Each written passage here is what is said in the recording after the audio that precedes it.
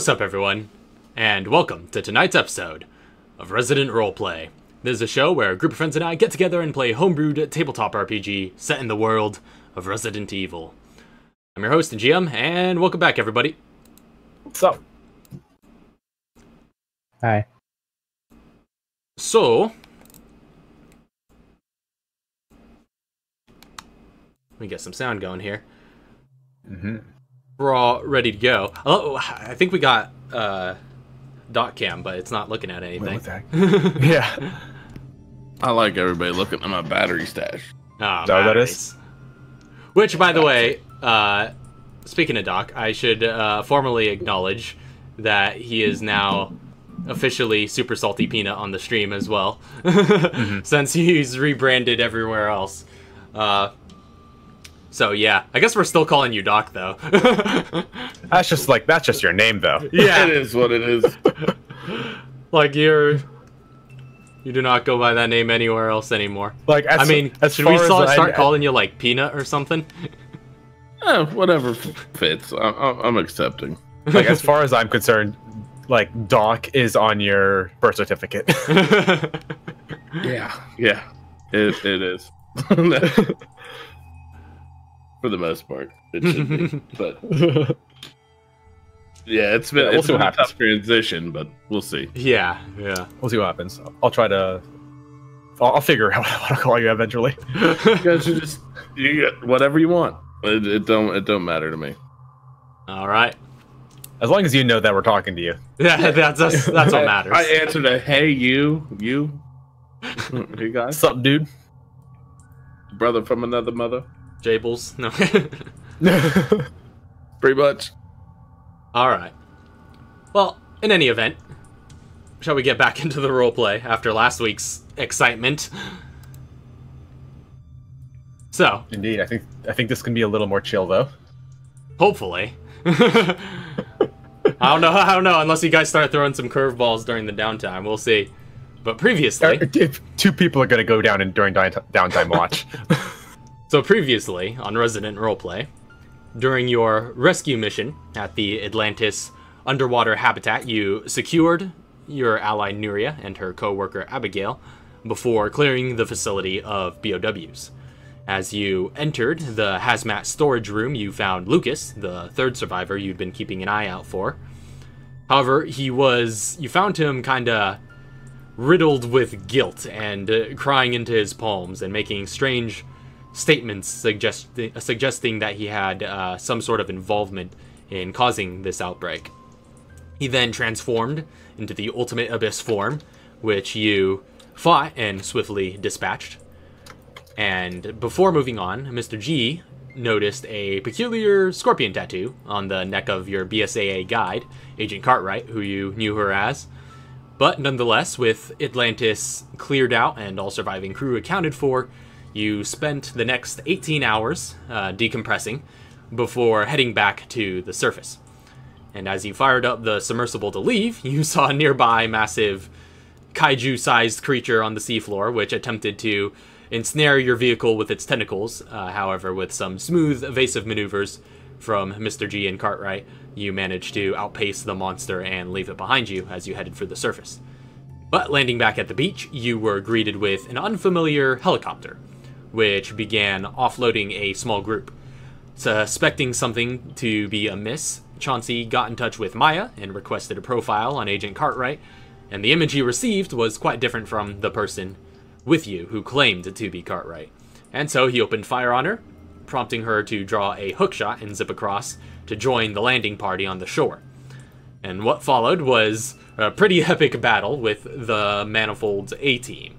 You fought Scott Moeller, Ronan, Sphinx, and Scorpion, all of whom were seeking the T-Abyss sample that you found in Atlantis. And also, Ronan got to unveil his true appearance. But yeah, the sample changed hands multiple times over the course of that battle. That intense little skirmish, which resulted in Abigail's death, unfortunately. But in the end, Ronan, who was revealed to be a Vertigo, got away with the prize, and the entire Manifold party managed to escape. And so, that is where we last left off. So, as the sun dawns on a solitary beach, to the sound of waves rising and falling against the shore, the 5 of you lick your wounds while awaiting your helicopter ride following this defeat.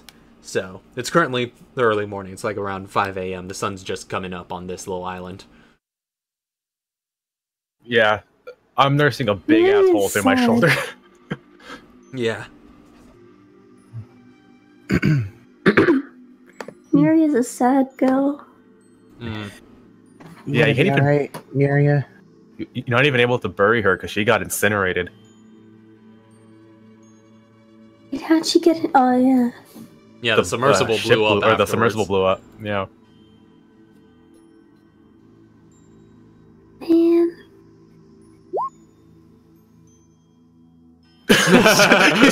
he's still frozen. Make a Constitution saving throw, Chauncey. Katara, can you melt him out of that? There's no him in the process. But 15? does it still not that work? What's your save DC, Nuria? Oh, saving throw. Saving throw. Add no, 4 yeah, that's to right. that. Yeah, 4 to that. So 19. It is 19. I'm pretty sure that saves. Yeah, Did you that's... succeed? Hey, so you just like, after, as the helicopter disappears off into the distance, you're just like, and just crack out of that outer shell of frost that was building up around you and regain control of your limbs. What the hell just happened? We got our asses kicked is what happened. I feel like I was frozen in time. So cold. Yeah. Him at Chaunceyburg. But What's I guess wrong with your shoulder? oh man, you should have seen what happened to the other guy. But as you're looking at him, you realize that kind of like how we saw where was it where you was it somewhere in like the not the mines, the prison where or G's face was starting to peel off. Oh yeah, starting to see a when little- you guys, yeah. when you guys were in the underground laboratories beneath the Feliciano was. Manor, yeah, you notice some wear and tear on G's face. Yeah, it's now a lot worse. In fact, so much so that Mr. G's gonna be like looking at his arms and like just moving his face, and he's like, "Oh, well, that's gone." And he's just gonna start washing his face off. And you'll see. Speaking of revealing what people actually look like, this is what you see. Oh yeah, let me blow that up and get it up for the stream. Good roll 20. So he lost his sleeves?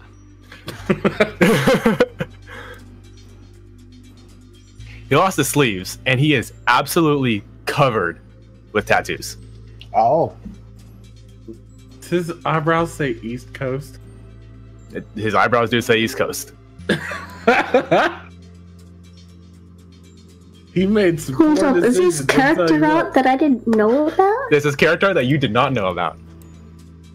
How dare you? Yep. Well, I guess you would have found out eventually. Sometime or another, I would have had to swim.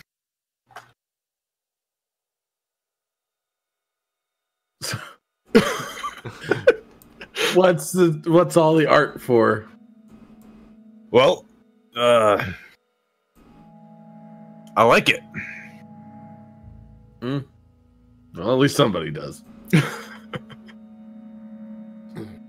I guess. Can I have somebody roll like an insight check real quick? Yeah, I'll say, Chauncey, very since good. you were inquiring, you can make an insight check. We'll see. It's gonna be terrible, but I'll roll it. It's not going to be very. Okay, never mind.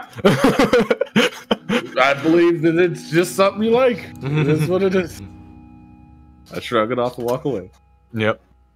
So he's just like scrubbing off all the what now is apparent that it was makeup that he was fully covered in. He's just like washing his face off of all this stuff and just trying to get it all off. Oh, it's got in my eye. Can I also do a perception check real quick? What for? I want to see where everybody's at currently. Oh, you probably won't need a check for that, just because okay. everybody's just out and about. Where are you guys all at? Because Chauncey and Mr. G are kind of coming up out of the waters here. Yeah, we're wading back into shore right now. Well, I floated to shore. I had Katara by Neria because she was asking her how she's doing, but I don't know if that went through. I think you guys are by the pier. Yeah. Yeah, nearby, but everyone I was think kind by of the pier. It's not very obviously not right. Yeah.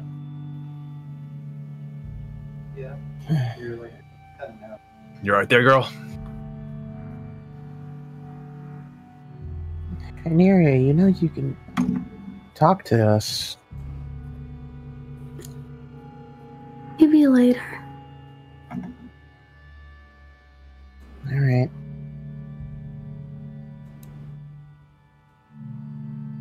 Well, you'll be dealing with that.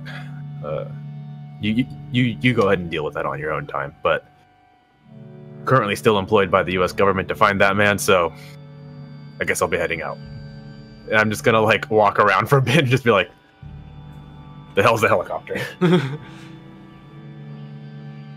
Make a perception check. G. Oh, me? Yeah. Okay. But yeah, what was Chauncey? Oh yeah, you hear a helicopter buzzing in the distance. It's getting closer and closer, but it's a little ways out. I have an hour before my spotting on that guy goes away. So, like, Chauncey sees Sarah come out of the shed, right? Is Sarah out of the shed, or is she still in the shed? Yeah, she said Sarah came out of the shed. Yeah. Oh yeah. Chauncey's just gonna like look at Sarah and be like, "Where the fuck were you?" Like, wait, is he saying that, or is he looking at her? Like? He's saying it too. Like, where the hell were you at? Like, you see us all beat up here. Where the hell did you disappear to? I got scared.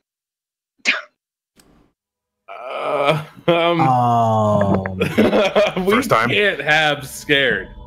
We have a job to do, and I need you to do it to the fullest extent. You can't just run away from these kinds of battles. We need you in the fight too. You running left us kind of high and dry. Maybe.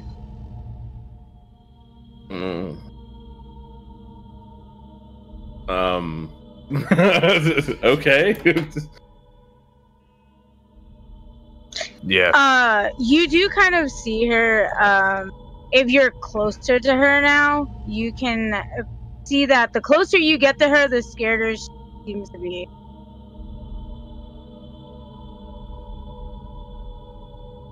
Like, what are you scared of?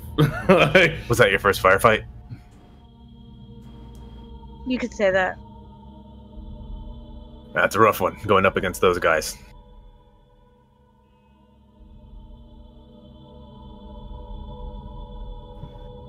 Chauncey just shakes his head and face palms it like If it makes you feel any better, most firefights don't go that way. Wait a minute. This guy full of ink just came up to her that she didn't. Oh yeah, you see someone entirely new come up to you. And you are. We just fought. Oh no, yeah. My face fell off. It's all good. Wait. We fought together. I was the one who just nearly died back there. Wait a second. She looks at Chauncey, looks at the guy. His face fell off. His face still looks the same. It's just got tattoos on it, right? Face is metaphorical. Oh. Oh, okay. Everybody wears different faces. His makeup wiped off. Oh, okay. Sorry. Anyway, look, I didn't know what I was getting. Well, now you do. So, you know what you've signed up for? You in it? Hell yes, I'm in it. Alright. That's all I need to know. We can use somebody like you in firefights from this point forward. I understand.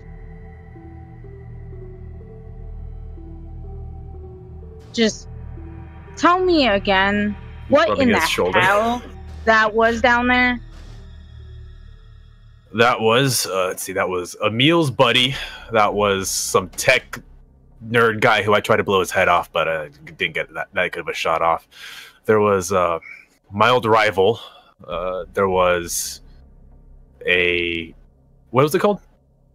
Vertigo? Yeah, Vertigo. There was a Vertigo. Never seen one of those before, but I read about him in the Kennedy report. Okay. Better yet, tell me how this is medically, scientifically possible. You got a lot to learn, kid. I suggest reading through, and then he just starts naming all the reports of like the past events that have gone on, or like just naming off reports. Just like there's a Raccoon City incident. There's a Kennedy report from Spain a few years ago. There's Great. So the world's going to hell, and we have a bunch of reports from people. Great. Awesome. Well, the world isn't going to hell, little girl. The world's always been in hell. It's just now come to your doorstep. Well, I've got a husband and child to protect, so... Then you best start fighting real hard.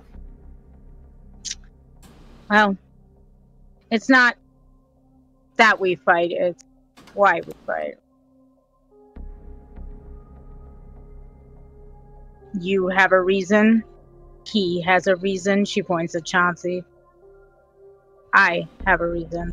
And when we lose that reason, we stop fighting. Maybe that's why I don't have a reason. I don't have a reason. I have a job. Say what you want. And she walks away. As long as she's there when I go down again, that's all that matters to me.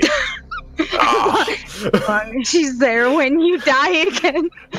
I might have to get this checked. I think it ruined one of my tats. Oh my god. Forget my bones and arteries. My tattoos. Oh, you don't even realize that's actually very important for my line of work. Whatever you say. I picture this whole conversation going down and she's walking away. Yeah. There's nowhere really to go on the island, but you kind of walk up shore. You make the same round that G did. Yeah, basically. Yeah, exactly. Just make a round. And by this point, the helicopter, you can see in the distance, flying the BSAA emblem on the side, starts to approach the island. Well, I got some stuff to do when we get back, but I'll be seeing you folks later. I guess actually he shouldn't really say that as soon as we leave. We say that when we touch down on the other end. But yeah, let's get going. All right. Chauncey's still shaking his head, gets on the helicopter and sits there. It's like dumbfounded, like, wait, what? Scared? Why'd you come along? And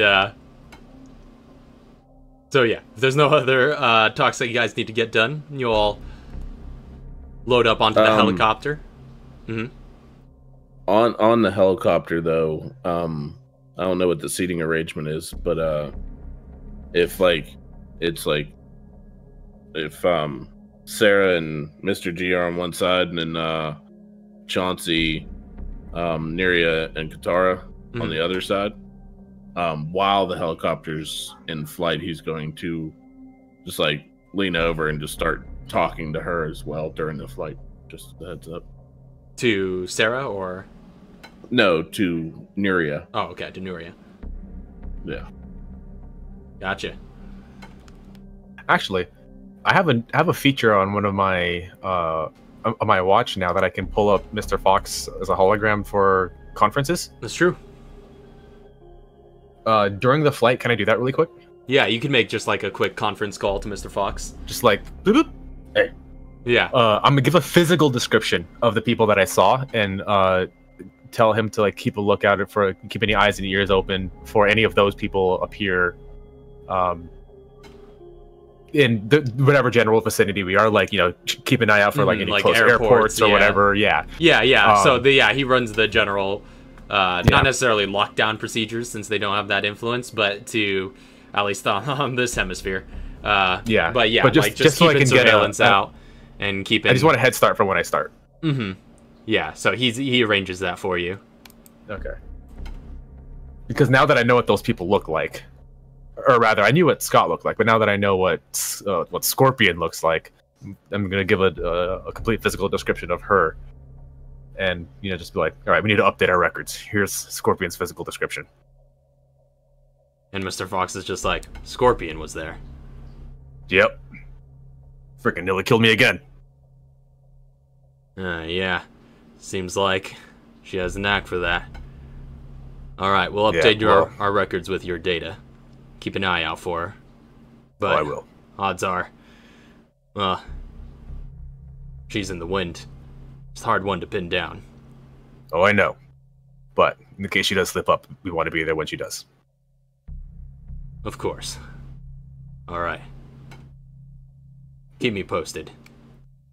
Will do. And with that, you guys fly off as the Mediterranean morning is well into effect. And you eventually touch back down at the military base, which then gives you transport back stateside. So, that being said, 3 years pass. I was gonna talk to Neria. Oh, right. Oh, so you're saying that was an actual conversation you want to play out, right? Yeah. I still wanted to play that. Go ahead. Make sure that didn't get skipped over and rewind. But so like Chauncey's gonna lean over to Neria and just start, you know, like, I know this is a tough job, and I kind of like nod toward like Sarah, be like, some of us may or may not be able to handle it, may not have the right assets, but they'll come around to it eventually. I also want to have you apply to work under us in the BSAA for as long as you need to feel safe and better off than what you were, trapped underwater in dire situations. You don't deserve it. You need to be protected. The BSAA? Yeah, I can get you. I got some pretty good pool there. I can get you in. Well, suppose I could think about it. I just give her a nod, and I'm just like, yeah. Take your time. Like, I know this is a lot. It'll be ready for you whenever you want it. Thank you. Anytime. All right. Then he grabs a blanket and tries to warm up more. Yeah. So as you thaw, as the helicopter flies you back, again, you guys return stateside, and you have about 3 years of downtime at your disposal. So, if anybody wants to get into what they're going to be doing. Who wants to go first?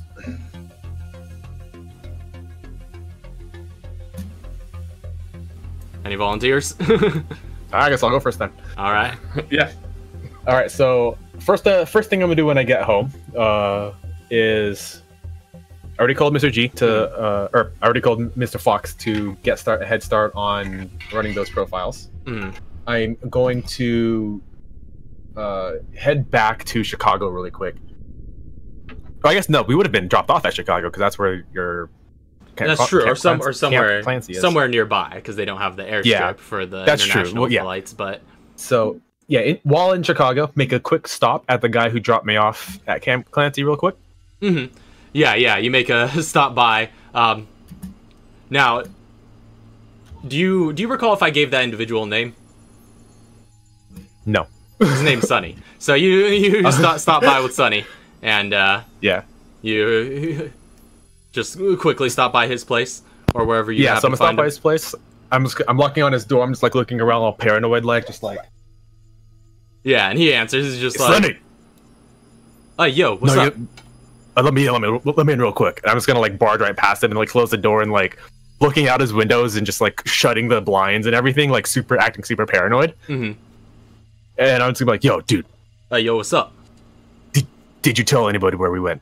Or where you took me? Was it like that would have been like the previous day, right? Yeah, at this point coming back, well, a couple of days actually. It's been maybe a couple of days. That's true, because like we spent the day underwater on its own. Yeah. So we'll say it's been about close to a week at this point. So yeah, all right. So like, dude, do you remember where you took me the week before when you dropped me off at the Feliciano Manor? Right. Yeah. What was that all about? The heck did you tell somebody about that? Because like, and then he's going to use a racial slur, whichever racial slur you prefer. Whatever he said is worse. It's like some people just took some shots on me on the way to Tony's, and I think it's because they knew I went to the Felicianos. Are you serious? Yeah, dude, it's real bad. I think somebody's put a price on my head. Did you tell anybody? You're the only one who knew I went there. I was sorry, man. I didn't know. I didn't know it was like that. I didn't know that I was supposed to be on the down low. I mean, I told those guys, Vasco's crew. I told them about it, but that's about it. I think. They must have told somebody. The word's gone out. I don't know. I gotta lie low. Do you think I could stop by? If I could stay here for a day or something? Hey! After all you've done for our crew, Mikasa Sukasa. You know what I mean? Yeah, totally get you. And then for the duration he's there, he's gonna act super paranoid, and on one of the days he's going to leave as stealthily as possible, just like out the back door, out a window or something. Just get some sort of fully automatic machine gun off of, or like something like a submachine gun or something like that. He can get his hands on real quick, and basically shoot up the house and make sure that the dude dies. And like, I guess what he would do is he would first shoot him first, just like straight up, just shoot him while he's in bed, and then go outside the house and just like drive by the house with like a full clip. Oh yeah, I mean that's trivial for you to be able to do. You kill the guy in his sleep and then just like head out and just light up the exterior. Yep.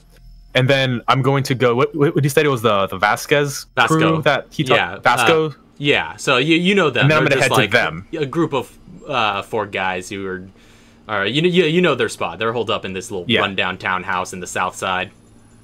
Perfect. I'm gonna head down there and do the same thing. Act super paranoid, like, yo, dude, I need to get in real quick. Someone's after me. Someone's after me. They just killed Sonny trying to get to me, and like hide out in their place and ask them if they told anybody what Sonny told them. Yeah, and Vasco's just like, hey, I mean, I didn't think much of it. He just sort of talked about it conversationally. All right, so you haven't told anybody then? I don't know. I mean, I don't think we mentioned it. Probably nobody thought anything of it. Well, somebody told somebody, and now someone's put a price on my head. Yeah, well, we won't be telling no more people about that. I appreciate it, but you mind if I stay here for a couple days? Yeah, I mean... Just I need to lay low. Hey, if somebody put a price on your head, you're asking a lot of me, pal? Hey, look, I don't have very many other places to go. This ain't the first place I drop by. And he kind of looks around and he's just like, yeah, all right. You can stay tonight, but you need to get going unless you plan on. One night's good enough. I just need to drop whoever's trying to come after me.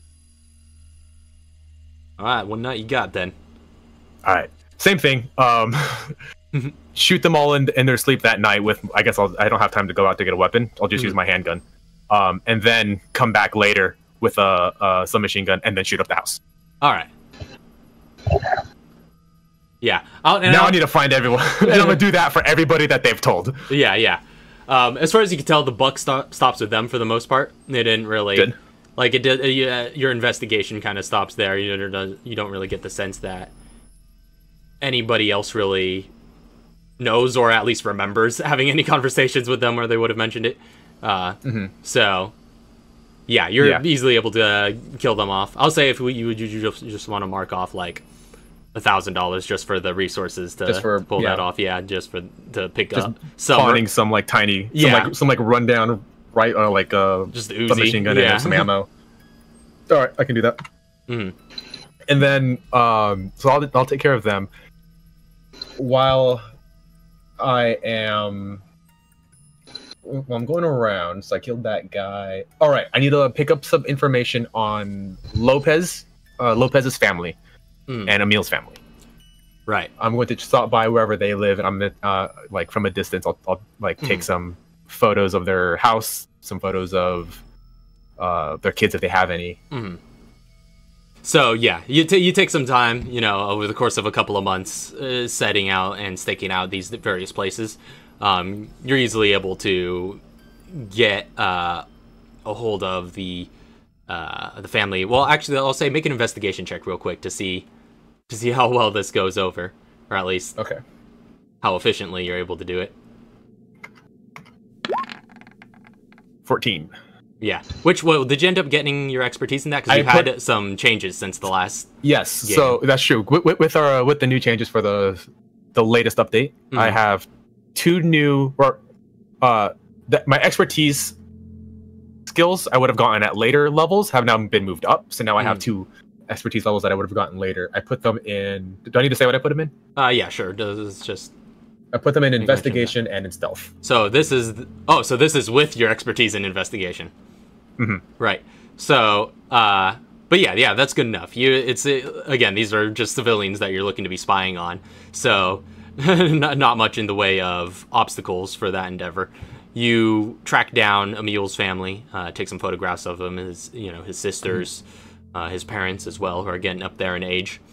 As far as as far as the Lopez family, first of all, just like when you begin your search, just using the superficial information you would have through CIA databases and things like that, you quickly realize that they're pretty easy to track because they've been in headlines recently.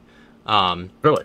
Yeah, down in Austin, Texas, there were headlines of this family that was massacred in some sort of possibly gang-related shooting at their home. The entire family was massacred, and the father has not been seen since. They get the sense he was either, kidnapped, locals were expecting almost like perhaps a ransom or something on him, but nothing ever came of it. He just disappeared. Well, it looks like the manifold did my job for me. But I have Emil's family. You do have Emil's family, though, yeah. All right. Which, I guess what happened to Eddie Lopez, but, yeah, we've seen him. So I'm thinking that Eddie Lopez wasn't from what we know from when Emil was talking with Scott, Eddie Lopez wasn't supposed to join them. I'm guessing that's how they got him in. Was they just killed the reason for him to not be in? And plus, he was all plague infected the next time you saw him. It's true, but I think that just happens to people who joined, though. I'm not sure. I didn't. Yeah. Well, anyways. Okay, so now I need to go up to Minnesota and look at the Greenhouse Solutions HQ, see how close I can get, seeing as it's isolated island on the middle of the lake. Yeah, make a quick stealth check. Let's see how close you can get, because that's this is gonna go well. That's a whole cloak and daggers affair. You got to get on the waters. This is why I hate making a character and then having them turn evil, because I yeah, you have to put up in the middle of an island. I have to put up with the stuff that I did. I made it really hard to sneak up on this island. 24. Okay, that's really good. So yeah, you hire a guy with a boat, near the shore, kind of like Emil would have done for some of his arrangements for his people to get there. But yeah, you hire a boat and just take a quick speedboat out there in that direction, and you're able to maintain using your tactics and techniques that you've learned through through the farm and all the other places you've been trained. You manage to maintain a safe distance even with a motorboat on hand, and basically when the weather clears up, you're able to use your binoculars and other resources to be able to spy the place from a distance. And you see, actually, there's a lot of activity on this island that the Greenhouse Solutions is headquartered on. And not like construction activity. Make a perception check.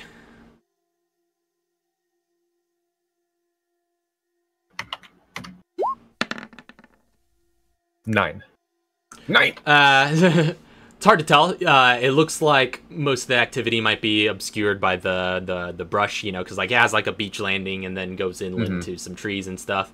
So you can't tell too much, but at least as far as the beach is concerned, you can superficially tell that this place looks pretty heavily protected. You see, like a couple handful of sentry units just patrolling the area, as well as surface-to-air missile batteries and a couple other things for possibly counter-naval sort of installations. This place looks geared up to resist an invasion. So that's a military base now, not a research facility. That's as far as you can tell from the looks of it. Yeah, just getting a superficial look at the shore of this island. I guess that's what happens when Emil gets funding. All right, so that's a no-go. Heading back to shore. that is a very strong no can do, sir. All right, so man, that sucks. I really wanted to just like drop off the photos I took of his family right at his office. I mean, you could certainly try. No. I want to live to the next arc. We'll just be Splinter Cell for a bit. All right, so that's actually, after that's done, everything I need to do in the States is complete. Now what I'm going to do is what I did before with those gangsters that I was holding out with, and then I killed them. Mm-hmm. Basically just go around doing the same thing, spreading rumors or going around saying that there are bounties on my head, and basically actively putting very large sums of money on his head. But he has he goes by lots of different names on the street. So every single one of those that are known for assassination work, he will put a bounty out for a large sum of money on those personalities, like those individuals, identities on those identities' heads. Mm-hmm. Yeah, so you're basically just using your underground contacts to arrange actual bounties on your various personas. Mm-hmm. Like we're talking full John Wick 2 here. Yes, that were specifically known for assassination work, because not all of his identities were assassins. Mm-hmm. Then I'm going to leave the country. All right. Heading straight to Europe, I think I'm going to go first to Italy. All right. So yeah, you take about the first year, we say, you spend in the States, making all those arrangements and preparing to depart. Then you fly overseas to Europe, and so you're heading to Italy. Heading to Italy, because I got some people there. Mm-hmm. Did Fox come back with any information at all? It's not a good investigation, right? Yeah. Actually, let me roll real quick. So they keep a lookout around the time when that crew would have departed, and they don't seem to get anything substantial. Okay. You get the sense that they probably made their escape effectively enough, that they didn't get picked up on any surveillance. And plus, you know Scorpion to be quite the capable escort. And also seeing what they put, like the renovations they put on, I guess, Camp Johansson. That's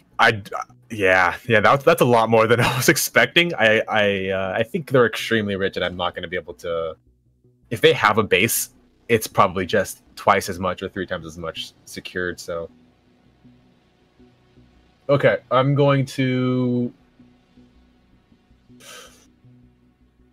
So there's a family in Italy.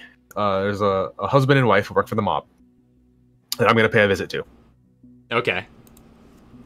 So is this like a sort of middle of the night kind of visit, or just showing up at their doorstep?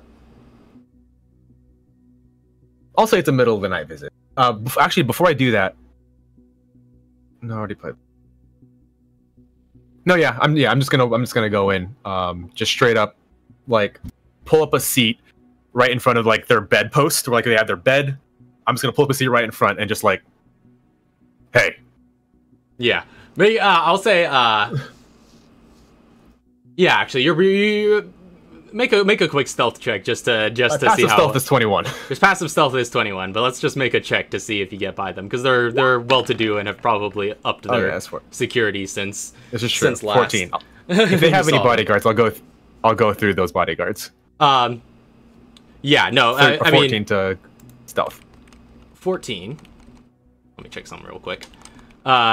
But that should be good enough to get you past the rented guards.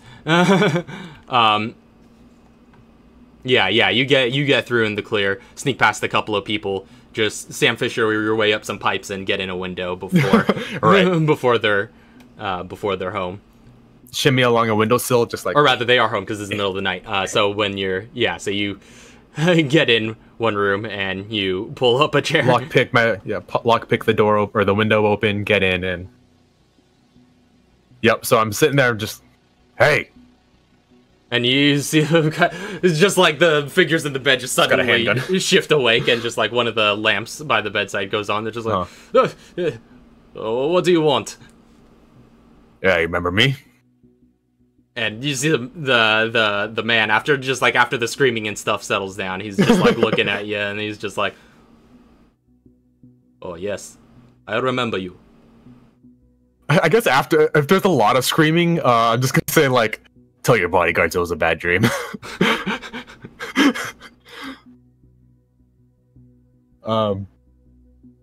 Yeah. So I'm gonna need some information, and you know how this works. If you don't tell me what I want to hear, somebody you love's gonna die. And if you keep not telling me what I want to hear, then you're gonna die. I don't want any trouble. Good. How did you hire Scorpion? Make an intimidation check. I should have led in with blackmail.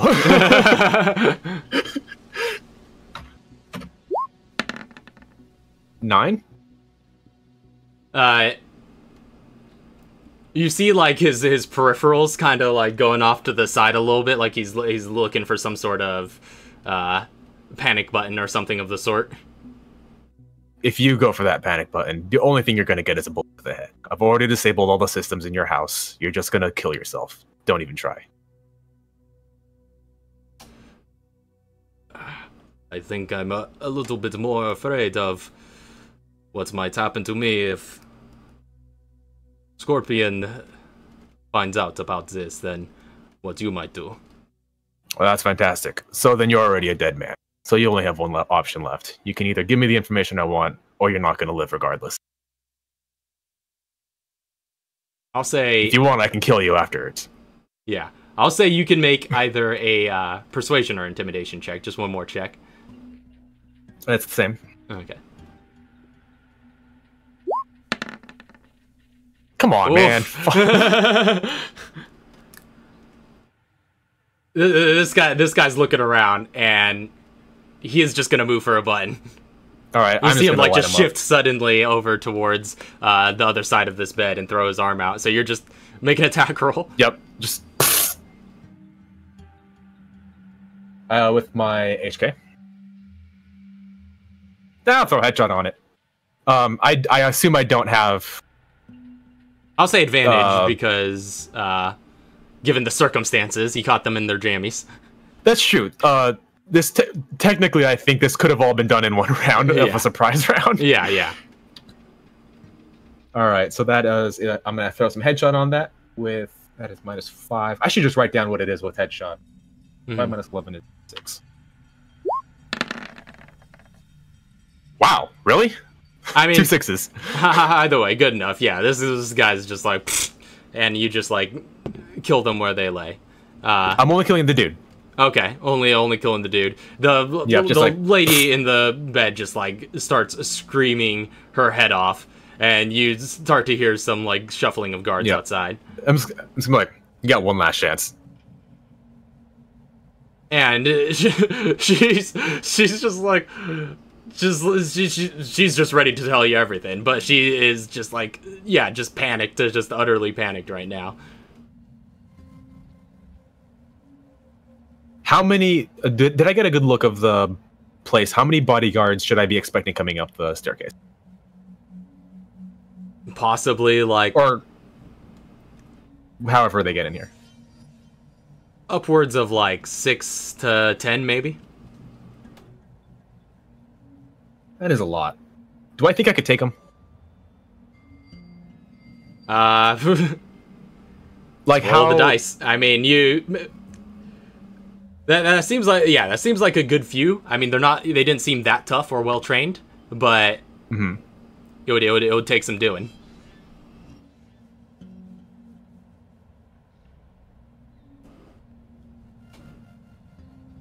Ten attacks is a lot of attacks, though. Yeah, and doesn't take too many to put G down. Yeah. All right. So what I'm going to do is I'm going to leave her an address, so, like somewhere. Heck, you know what? I'm gonna leave her a Florence address that she knows very, very intimately, which where I interrogated her the first time. I'll just tell her to meet me there in a week. All right. And actually, no, meet me there tomorrow, because I don't think she's gonna last a week. And I'm just gonna go back out the window. All right. So yeah, but, you make it out as like the guards barge back into that room, and just like fearing for her life, she's just willing to cooperate with you as much as she can. And she wasn't necessarily as involved as the man was with these affairs, but she knows. At least can hopefully tell me something I don't know yet. She brings you to your meeting just to move this along, just some papers out of his safe, and just like says like this is basically as much of as a paper trail that she knows exists. Okay. Do any of them lead like the paperwork that she gives me? Is it stuff like, did the mafia hire him or hire her, or did he specifically hire her as a bodyguard to protect him? It seems like it was and obviously using mafia funds, but it was mostly like him specifically, looking for like the best kind of protection that money can buy. Got it. So that was just a personal, just like protecting his own life. That wasn't the mafia trying to bail him out. Yeah. Okay, good. So yeah, I'm gonna report through these papers while I can, and keep an eye on her while I'm in Rome or while I'm in Italy. See if anybody tries to go after her, and if they do, I'm gonna follow them. Okay. I'll say make a general investigation check for just all of your European escapades. Come on. Ben. So, I mean, you keep an eye out. Everything seems to be on the down low over there. It doesn't seem like you don't get the sense that anybody's tying up any loose ends where you're trekking. It might be just too far in the past, given the amount of time that's gone on. Yeah. But yeah, as near as you can tell, there's that. And you said you were also, well, I guess you haven't mentioned yet, but this is just for your general, I guess, Europe check. You said you were going to a couple of locations. Yeah, so I was going to Italy first, and then I'm gonna head to Germany to see if she works closer to her home country, and see if I can find anything there in Germany. I'll say make an investigation check for Germany. Actually, make a separate one for there. That's better. 23. 23. That's pretty good. Yeah, so you start investigating the routes down there. You essentially take your last year to throw down some of your own German routes and try and get to know the underground, or at least the underbelly of, you know, Hamburg and the various major cities a little bit better. See if you could do any criminal networking or using your shady corners and whatnot to get to know the lay of the land. So you pick up a good bit of information on just like the reputation and the sort of, I guess, methods and MO of Scorpion. And, you know, as you well know, since her reputation precedes even in your field, you know, she is quite well known, or at least the name Scorpion is quite well known. Nobody knows much about her, you know, like nobody, or even if it is, like no one knows who this person is, even if like they don't have like a gender or anything associated with the name. It's just like it's just the boogeyman sort of thing. But Baba Yaga. Yeah, but like as near as you could tell, it's just like some really top-notch spy type, former German special forces. Things like that, though. At least those are the rumors that fly around. And of course, you would know the channels in the you know, the sort of criminal underbelly for how someone would go about hiring her. But you know, it would be pretty involved for somebody to start getting into. And as far as you can tell, I imagine there's like a waiting list. Exactly. There's like a waiting list, and I guess with that roll, since you rolled over 20, you also get the sense that, in fact, over the course of these 3 years, like the Scorpion activity has 2 years here. Yeah, the Scorpion activity has kind of died down. Okay. People don't know if you know, the Scorpion figure is dead or just off the market or what the case is, but nobody's heard anything about this individual for a while. I'm going to, speaking of which, I'm going to release some rumors of my own through those same channels that she was killed by a lone CIA agent. Make a deception check to see how well it sticks.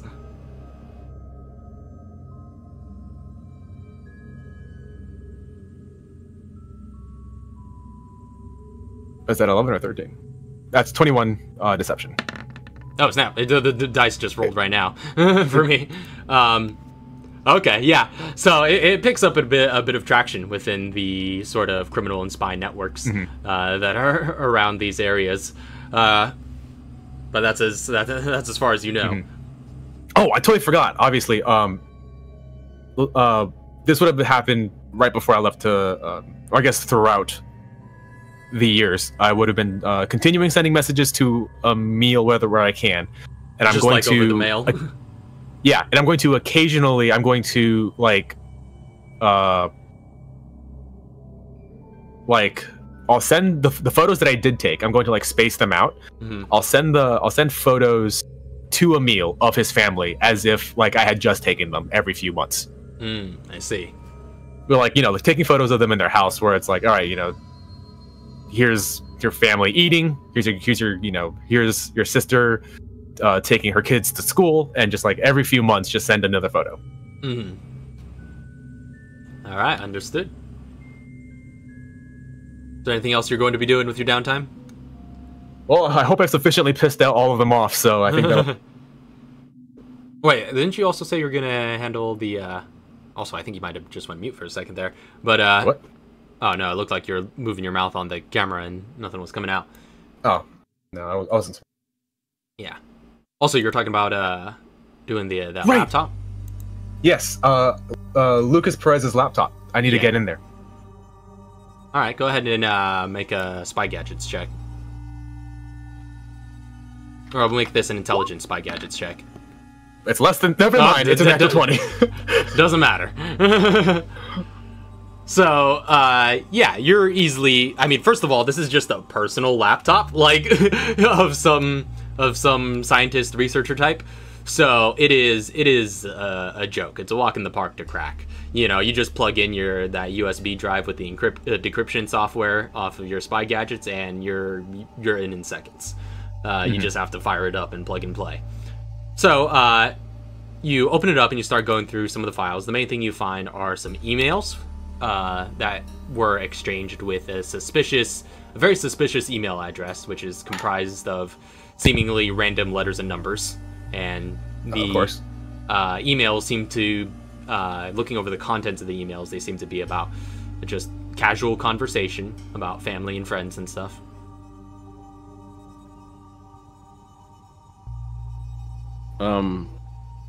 Being that the laptop was in my pocket. Oh, wait, you had it? Yeah, well, whenever I specified when we were on the submarine that I was sitting in the back with Abby and the laptop. Oh, right. But I had it for some reason. No. Wrote it in my... Did I give it to you after I grabbed it out of his stuff? Yeah, because I took it and put it into the submarine earlier. Okay, so then... But to amend that, would you pass on this information like I just asked you to crack into it? Like, hey, can you just crack into this? Yeah, sure. I'll stop by the Camp Clancy before you leave the country. You got this. Yeah, stop by Camp Clancy real quick and just go through it. I'll use their tech facilities to do it. Yeah. All right. Yeah. Which is obviously why I natural 20, because I'm just like, oh, a lot more stuff than just my watch. Yeah, so I guess, Camp Clancy would also have access to the information you farm here. It's that full, what is that? It was a Q scene where he's like, we're being hacked. Yeah. Going through those emails, those are the only suspicious emails that I saw, was the email with random letters and numbers, the temp email, talking about family. Friends and family. I'm going to make copies of those emails to look over throughout the years. Okay. But okay. Does it read like a code? Making an investigation check to see if you could like discern anything about it that feels that way. Is it like, it's like, oh yeah, I dropped off the kids at school.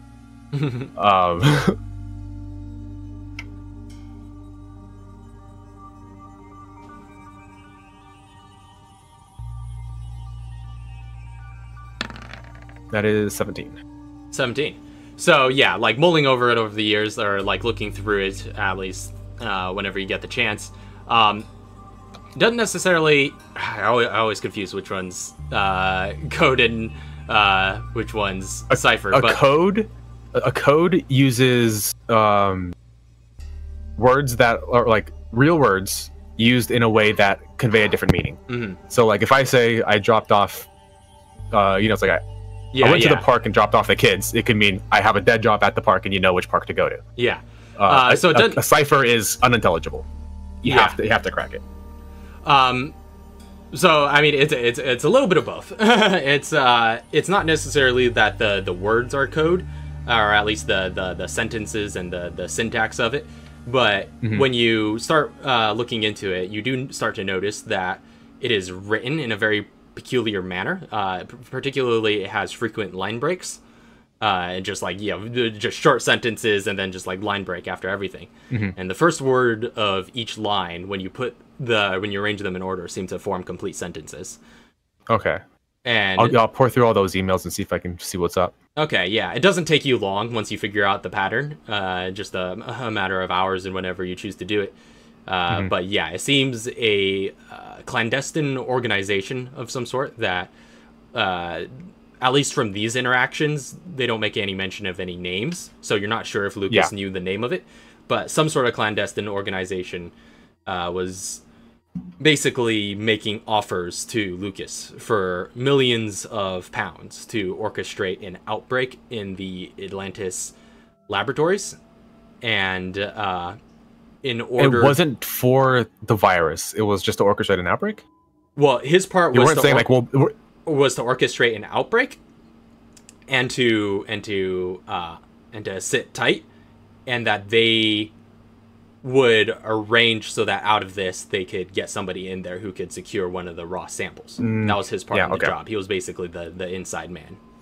Yeah, good. So they're yes, that's the manifold. But the email was it's obviously a temp email, and I don't imagine that email exists anymore. No, yeah. If you look into it, there are just like no domains associated with these sorts of things. This email has already been sent. Is there any way I can do something where like to trace where that email would have come from? I don't think so. I'll say make a technology check. Can I use my spy gadgets to do this? I think this is a little bit out of the purview of your spy gadgets. I'll say make a technology. Okay. Just a straight tech? Or technology or investigation, I'll say. I will absolutely happily use investigation. 24. 24. Yeah, I mean, looking into it, you could eventually find, just like in the backlog of the internet, just using Wayback Machines and things like that. No, yeah, you could do enough perusing around to be able to figure like the origin of that domain that you see appended onto it. And it did exist for a brief time. And I guess with that role, yeah, you would be able to figure out that it was just like made from some temporary accounts and funds from somewhere around France. Head into France.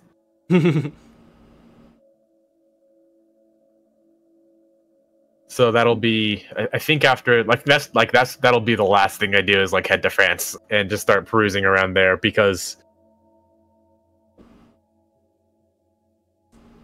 I've done a lot already. yeah. I'll just say I've been in 4 separate countries. Yeah, make a quick investigation check, see if anything turns up in France. Keep my ear to the ground. Of course, all the while giving updates back to Fox. Yeah, of course. Yeah, you spend a couple of your months in France, but nothing really substantial turns up. If anything, you just get to know just like their sort of underground hacking scene and just like how easy it is to reroute some stuff through this area. Got it. So it was the signal was bounced through France, but it wasn't. That's not where it originated. All right, I'll head back to. I'll keep working around Europe, but I think I'm gonna make my head of operations in Italy. I'll be hanging out with my boy Agati. All right, yeah, your local contact. All right, so that's where G spends much of his time. And is that everything? I'll be in Italy.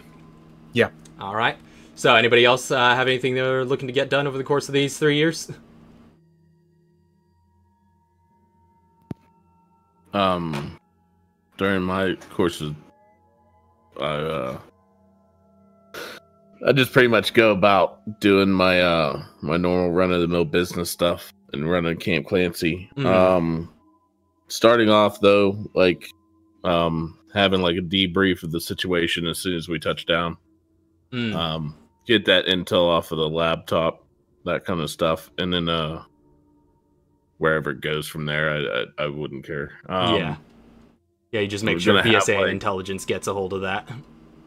I'm gonna have like a not like punishing Sarah, but I am going to at least like give her like that warning again and just set her back off to her position. Just a little bit of reprimanding. Like yeah, giving her a little reprimand and just like, next time you need to step it up or it's last time kind of thing. Like I can't have somebody there that I don't trust. And then after like the first month, I'm going to start purchasing some research projects. Yeah. So you you pour funds into the armory of Camp Clancy, and no, yeah, you get all the resources warranted there. So from what I understand, you've purchased you over the course of the break, going 1 month at a time, since it takes some time for the new supplies to arrive each time you do it. You purchase the ammo increases 2 through 4.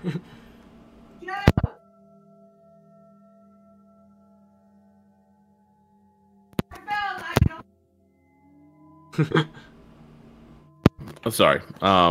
Yeah. So purchased ammos 1 through 4 total now. Mm-hmm. So yeah, you could for like, and for context, anybody with like rifles or shotguns can pretty much get a full stack every time you go by the Camp Clancy. Yeah. I would have grabbed the full stack going by Camp Clancy after that first year. That's true. You were in the States for the first year. It wouldn't have taken that long. Yeah. So actually, speaking of which, in research projects, we didn't have. I don't think we went over how much money G made over the 3 years. I think we have. Do we not have a? Because his would have changed. Oh right, lifestyle expenses. Yeah, his lifestyle expenses would have changed. But if needed, he's not spending most of his money. We can put he can put his money towards research projects. I mean, if need be, but that'll be good to note for future reference. Yeah. I was gonna say during the debrief, I would have specified to everybody that if anybody's interested in building a bank just for the Camp Clancy research projects, that we can work that out over the time. Oh, there you go. Just having like a central fund that you all contribute to. Mm-hmm. Yeah. Because then we better the camp, we better the people. You should friggin' run a campaign on that motto. Yeah, right. It's just like Chauncey for governor. Yeah. We better the camp, we better the people.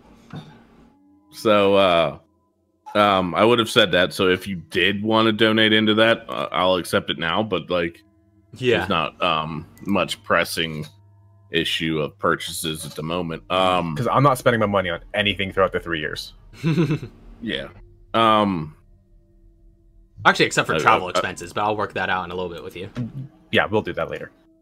Would you at least be able to spare the 10 grand out the gate? Let's see, 10 grand. To make 20,000 a month. That's 5 months. Yeah, I can do that. Yeah, me too. My son just come up and was like, "Day." Okay, and that goes along for everybody. If anybody wants to at least start with like a 10,000, I can do 10K, and I'll put it in there as well. I'll drop 10K. I'll just put a negative 10K in my wallet right now, and I'll figure out how much that is later. You got 10K coming from Katara. This is just like not a problem for Katara. It's coming at you. Okay, so if Sarah would like to donate 10, we'll accept it. If you can't, that's fine. Same with if Mira is interested in that too. Not entirely sure how much I have at the moment, but she will definitely throw something at it. I'm just not entirely sure what yet. Okay, so I'm in the same boat. With that being said, if at least currently Katara and Mr. G have donated in, can I go ahead and scurry about my Camp Clancy and find out what other research projects are available? Mm-hmm. Yeah. So over the course of this time, you could thoroughly explore your camp and get talking with everybody, figuring out what all needs done here. And yeah, one of the first things you find, first off, you head up to the rooftop and pay that a visit, and you actually find up on the roof that one of your squad members, Archer, he's just always up there, just like stand and watch, and just like basically has like a chair set up on the roof where he's just looking out on everything with a rifle and a couple of other armaments. But yeah, if you get to fraternizing with him, he'll quickly recommend like having some, anti-aircraft artillery up here if they want to make this place defensible. So that is available to you as a research project. So that's 30,000 in 3 months. But you would also wait, only 30? Yeah. Only 30. Hold on. To install 2 25mm flat cannons on the rooftop. You want to donate 5? I donate 5. You. So where's the other 20 coming from? hold up. Wait, was the 20 that we gave not toward? That was just to find out what comes. I mean, like that was just the pot. Let's find out what else we have optional. Okay. So there's also when you I think the only other thing you don't know about was if you head down to the range and talk to Pistol Grip Pete, you would find that like, first of all, just like talking to him, you could very frequently find him like training his shots there. And he's just like constantly putting stuff downrange into the center of paper targets. And yeah, if you ever have any conversations with him and the topic sways towards, possibly him doing some training for some of your friends, he would quickly tell you he's just like, no, yeah, I mean, I got some skills, but I'm no instructor. Know a lot of people who are though, and I'm sure they'd be more than happy to have me recommend some gigs for them. So he could refer you to some instructors, and you could hire firearms training as just like a course at Camp Clancy for $30,000, and then 3 months later, a instructor will arrive who pretty much will work there full time at the range, and pretty much anybody that spends 6 months training with this instructor can gain 1 firearm proficiency, and this is like a once per lifetime kind of thing.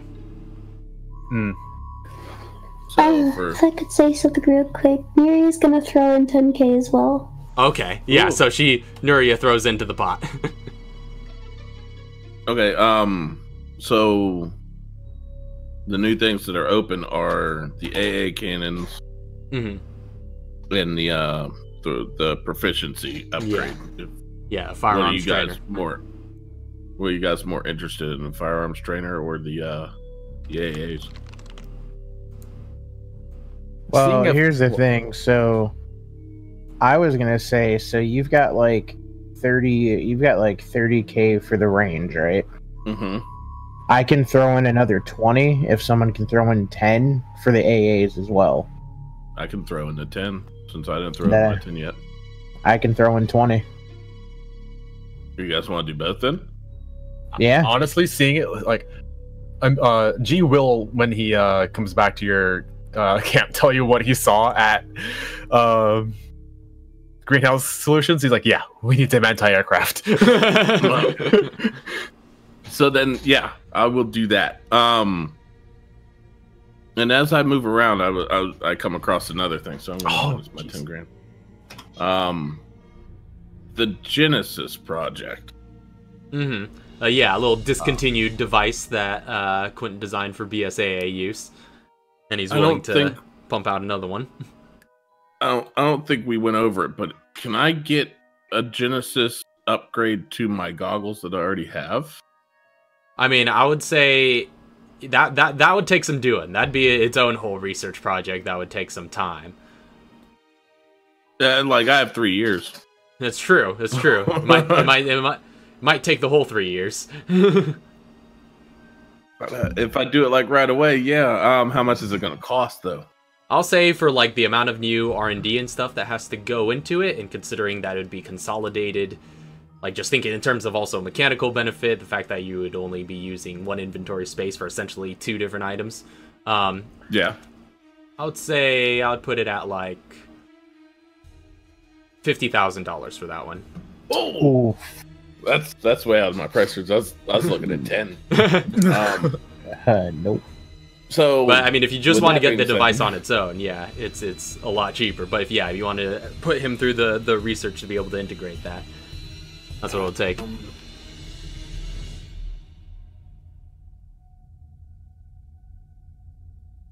Yeah, I'll go through with just the regular research of it. Okay, get that done. So you're also doing the Genesis. Yes. Okay. And then I wanted to go to the ammo, the can't get it out. The ammo depot, armory. Yeah. And I wanted to purchase my very own G36. Yeah. So of course that's And a a standard modified. issue BSA rifle, but of course they all belonging to the organization. You have to put in a little bit extra in order to get one as your personal rifle. So yeah, you put in the funds for that. I believe that's already been accounted for.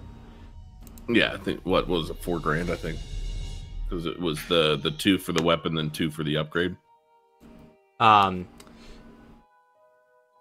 think so. Well, because it was going to cost a little bit extra because of the fact that it was because of the particular circumstances. I would actually put the total at $5,000. Okay, I'm on Yeah. 6,000.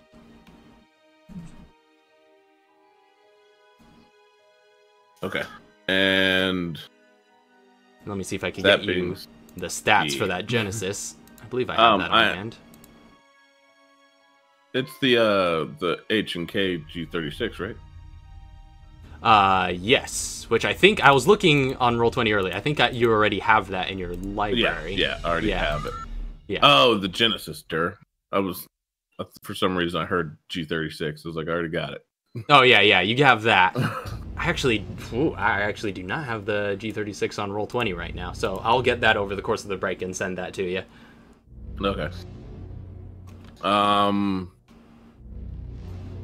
Besides that, like I said, I'm gonna tier up the ammo.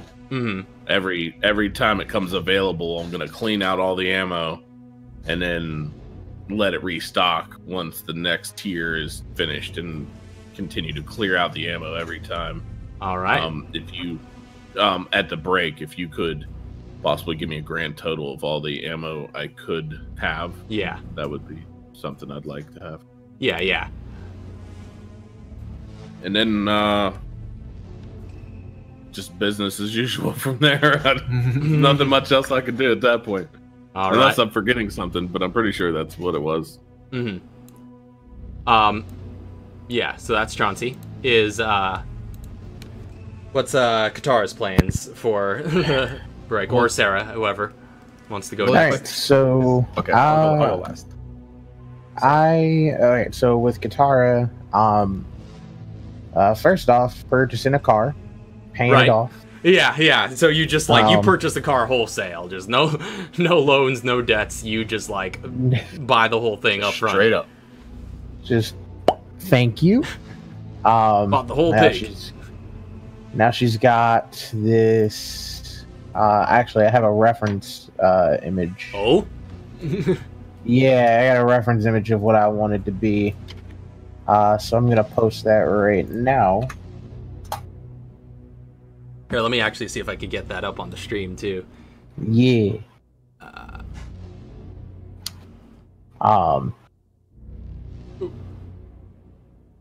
Just paid off in full, happy.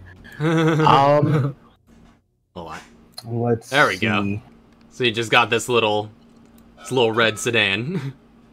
Yes. There it is. So that's Katara's ride. Outside of that, one of the other things I'm gonna have her do is go to the university on one of the days off. And just go to figure out the locations, the people, see if there's a project or something. Gotcha. So yeah, you spent some time exploring the campus, and which over the course of these 3 years, it does go through a lot of renovations.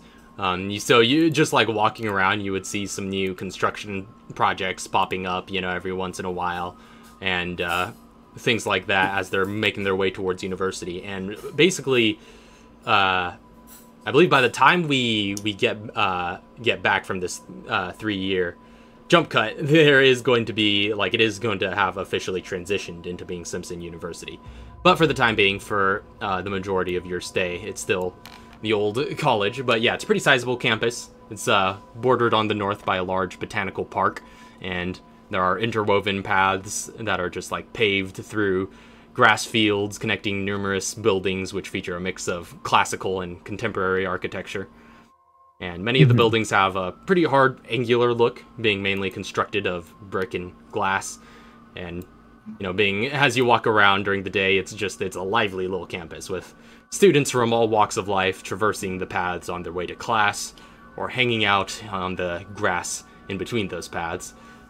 And you also see a few older staff members as well, carrying briefcases and papers and cups of coffee, just strolling about.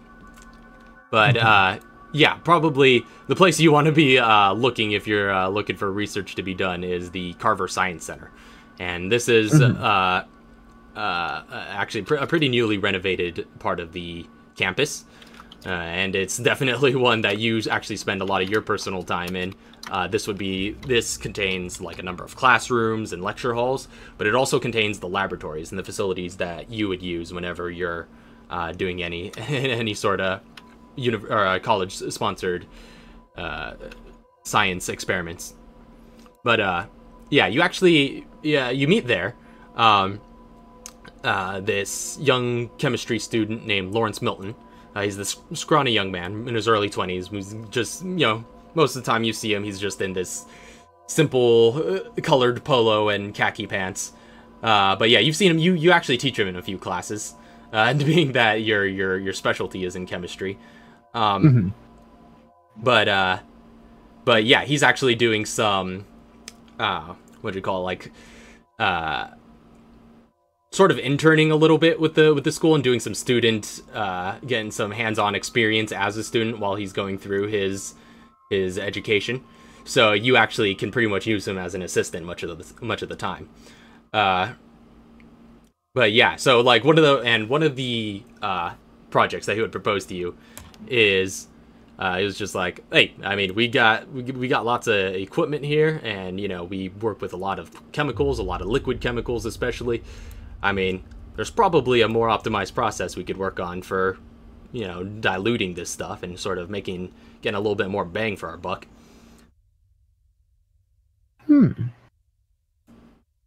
Diluting. That actually sounds really good. It would help.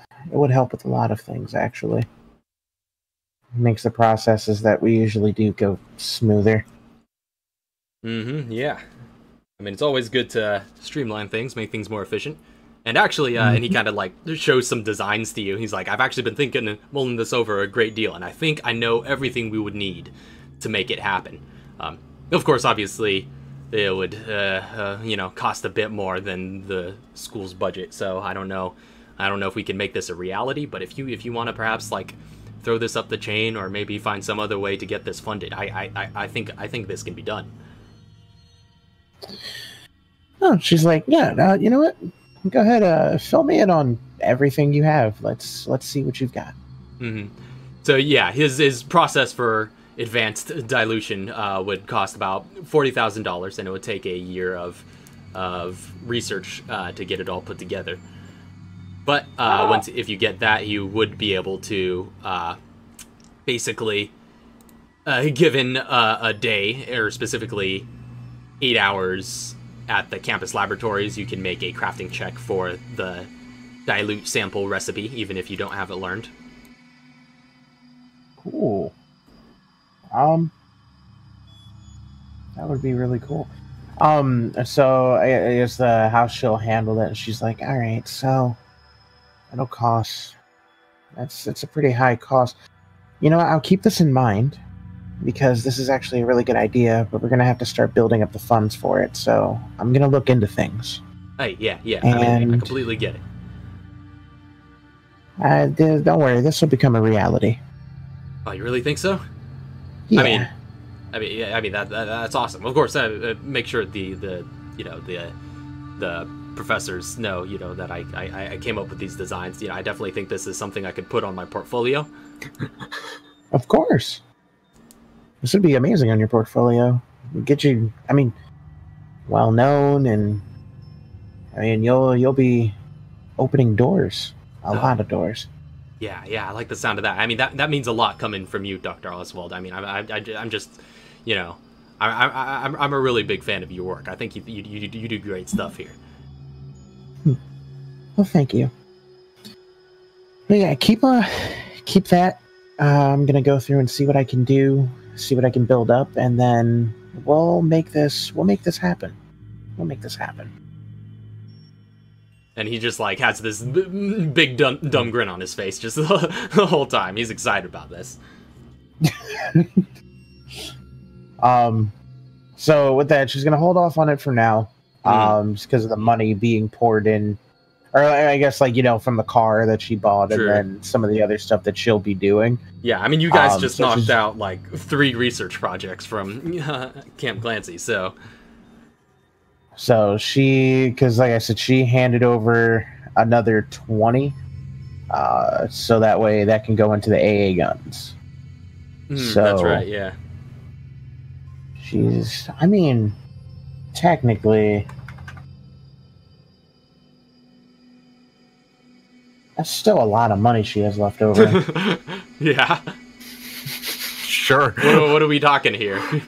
Like for another she still has 40,000 left, even if she bought this.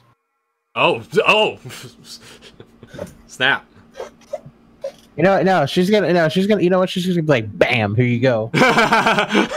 You come back to him like the day after, and you're like, you know what? I thought about it for a little bit, and Yeah, and you make his day. Lawrence is just like, this kid is indebted to you. He just like gets to work on it right away. So yeah, during one of the years of over the course of this downtime, he would arrange that and start working on gathering all the equipment and designing all the procedures for that to be done.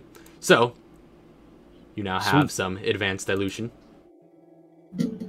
So yeah, you can now multiply your supply of hazardous materials at this campus laboratory in the Awesome. Carver Science Center. Awesome. So she got that. Pretty much after that, and setting all that stuff up. The next thing, she's gotta call up. I guess like over in that science room, or she's kind of looking around, going, It'd be nice if we had like a screen here, big screen, communication. And calls up Chauncey. Hello. She's just, hey, Chauncey. So, came up with I have an idea. I don't know how long it'll take and what it'll do, how much it's going to cost, but I was thinking if we could potentially have, I don't know, let's say like base communications. You remember the conference call with Elliot on that screen? Something like that. So that way, if you guys ever need, if you need me to come over, advise, do any of that stuff, you guys can just contact me right there, and then boom, I'm on my way. Since most of my time is going to be here anyway. Sounds like a good idea to me. Yeah, I think that'll work just fine. I just need to figure out how much this is going to cost and what we need to do. But Let me know. no problem. Also, I'm gonna be. Do you know any? Do you have any, like, or actually no. So when they got the gun range and all that other stuff, what in what month or year was that like? That probably been within the first year or so. Okay. So yeah, you got plenty of time. Okay, yeah. So she's just like I'm guessing like beforehand. I guess while it's still building, she would have been like, "Do you know if you or somebody there would be able to teach me how to use a gun?" I'm thinking, I don't know, maybe an assault rifle or something. Yeah, I mean, come on down. All right.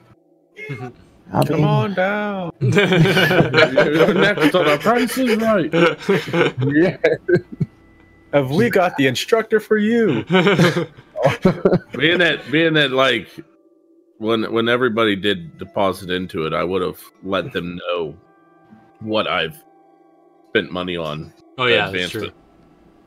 So Okay. you already know that you have unlimited access to any workings within. So Okay. Yeah, so that'll be something else that she does then. Just going down for training with an assault rifle.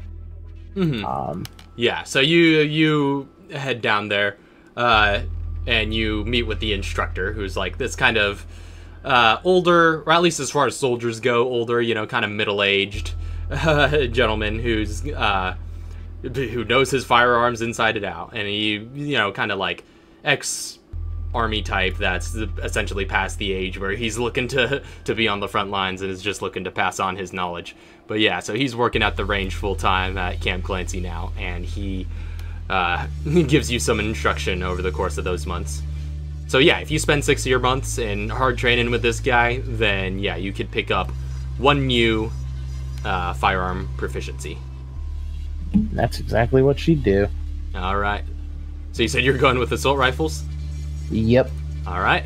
So Katara now has assault rifle proficiency. Yes. Sweet. So after that, I think, yeah, other than like a little minute shopping for, whatever else I need, I think pick up some supplies along the way. Yeah, I think the only other thing that's left, other than the little I'm guessing it's gonna be a mini research project for that communications thing. Yes, that will. I will get you figures for that by next time. But yeah, that would essentially be just a research project proposal. So for the time being, you kind of run it up the chain as far as what construction would be required on this campus, and they'll come back to you with some figures, and you will be able to contribute your end. Okay. And yeah, pretty much after that, it's just, I guess she's gonna be over at the science center, whenever the stuff gets done for the, dilute. Oh, yeah. And with the stuff that she has on her, where are you at? Okay, here it is. With the stuff that she has on her, probably going to go through and make more. Let's see if I can go through and start making more of, I guess, G-Virus. Okay. Yeah. And see if she can, and then see if I can. Does that also work for any type of formula? Let me see what in particular it says for dilute sample. I believe that would work for the ingredients. Well, it is a DC5 craft, so it is, and that still works with your craftsmanship, so you don't have to make any checks. But yeah, it just requires 1 viral antidote or viral sample or viral pheromone. So those are the only 3 things that you can use, but it'll multiply it into 5 of the same type. And then you can't multiply it any further down from there, but yeah, you could just take 1 and turn it into 5. Okay, so that's... Oh, sweet. So that'd be the time of 5 G-Viruses. Wow. Yep, so you now have 5 G-Virus samples. That's a lot. Yeah. Wow.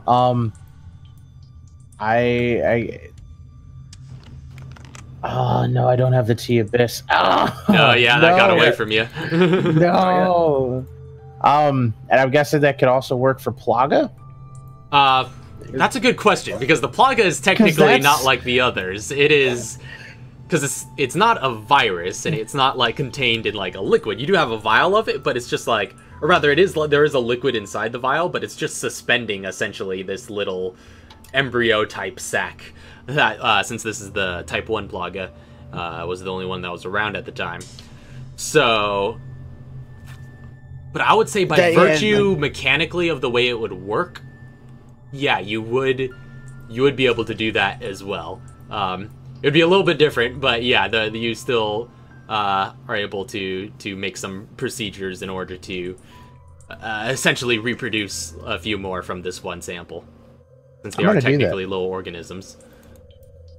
Yeah, I'm gonna do that then for another time, another 8 hours. Mm-hmm. Yeah, you definitely have plenty of days available to be able to pursue that. Because this is essentially during the 3rd year that you'd be getting that all done, and yeah. Yeah, sweet. I have 5 of those. I don't think I don't have anything else. So, yeah, that's about it. Mm-hmm. Real quick, whenever she's down at the shooting range, that guy that's in my armory, didn't he have like a challenge before where I could challenge to outshoot him? Yeah, Clyde Rishel, back when he worked at the FBC, he did have such a challenge, but I don't think that his reputation has gotten around as much here yet, where people are coming up to challenge him and putting in for a pot. But I mean, if you start disseminating that information. I would like to do that over the 3 years. Okay. And then, like, also, just like, yo, how you challenge Clyde Rishel? And then also, I wanted to talk Katara into challenging him as well. Oh. While she's there, just for shits and gigs, just to see if he's still got it. Yeah. She wouldn't. You know what? She wouldn't turn it down. She'd be like, you know what? It's something new. Yeah. So you start disseminating that information, and soon enough, the base gets another pot going for Clyde Rishel here, and after people realize he's such a good shooter, and but yeah, it'll take a little bit. We'll say by the time you guys get back into break, even a little while, or get back from this downtime. It'll be a little while after that before it's up to snuff, where you would want to it'd be worth challenging him, but that's underway. Okay, that makes sense. It just dawned on me. I was like, oh no, now she's got proficiency. How cool would that be? Yeah. Other than that, that's pretty much all I have for her. This all worked out. All right. Unless if I'm missing something, I'll just message you and whatever. But I think I've hit everything. All right. Awesome. So, is Sarah going to be doing anything in particular over the course of these 3 years? Yeah. First of all, when they arrive back at Camp Clancy, sorry, I can't talk for some reason. She is going to try to get a hold of her husband and child. Mm-hmm. Yeah, so you're you're able to get back in touch with pretty much anybody over the course of these 3 years, and sort of touch base with all of them, so to speak. But she does one night, probably about 4 months into the break, gets kind of paranoid, and she calls her husband and tells him that he needs to leave. Like, he needs to take Travis, get out of that vicinity of where they live. Yeah, naturally, he's going to just inquire in return, just all right, well, what's going on? What's up? I don't think it's safe for you and Travis to be around me right now, or with where we lived. This something with work, something going on? Could be. I'm looking into it. But my main priority is for you and Travis to be safe. I mean, it will take some doing for us to get uprooted. I mean, where we go? We've been living here a while. Yeah, well, let me make some calls. I'll get back to you. All right. After she does that phone call, she is going to, she's going to start looking into the people, not the group she's working for, but the specific people that she's working. She's going to try to find information. On just like the BSAA? No, that's what I meant by like the group. No, she's going to look into the specific people like Chauncey and Katara. Mr. G, she kind of feels indifferent about right now since his quote-unquote face fell off. So just Chauncey and Katara at this point. So what, you're just doing Mr. like... G's the person you should most be looking into. Just saying. Yeah, so you're... And find the town. So you're just, what, just like running like sort of like background investigations essentially? Yeah, just like trying to figure out their history? Yeah. I'll say make an investigation check to see what you could pull up. Sure. Cool. Let me just... That's a D10. That's not what I wanted to do. That's not what I wanted to do. God. Ooh, 21. Okay.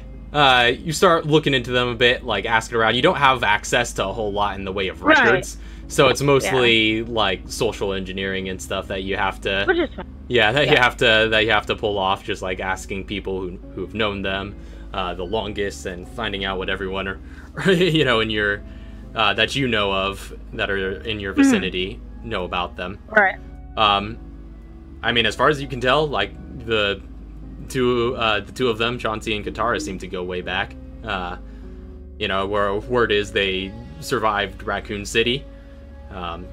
They've got, of course, people just kind of know that by the grapevine. Nobody, or they make mention that they don't really talk about it often. But I mean, you know that much about them.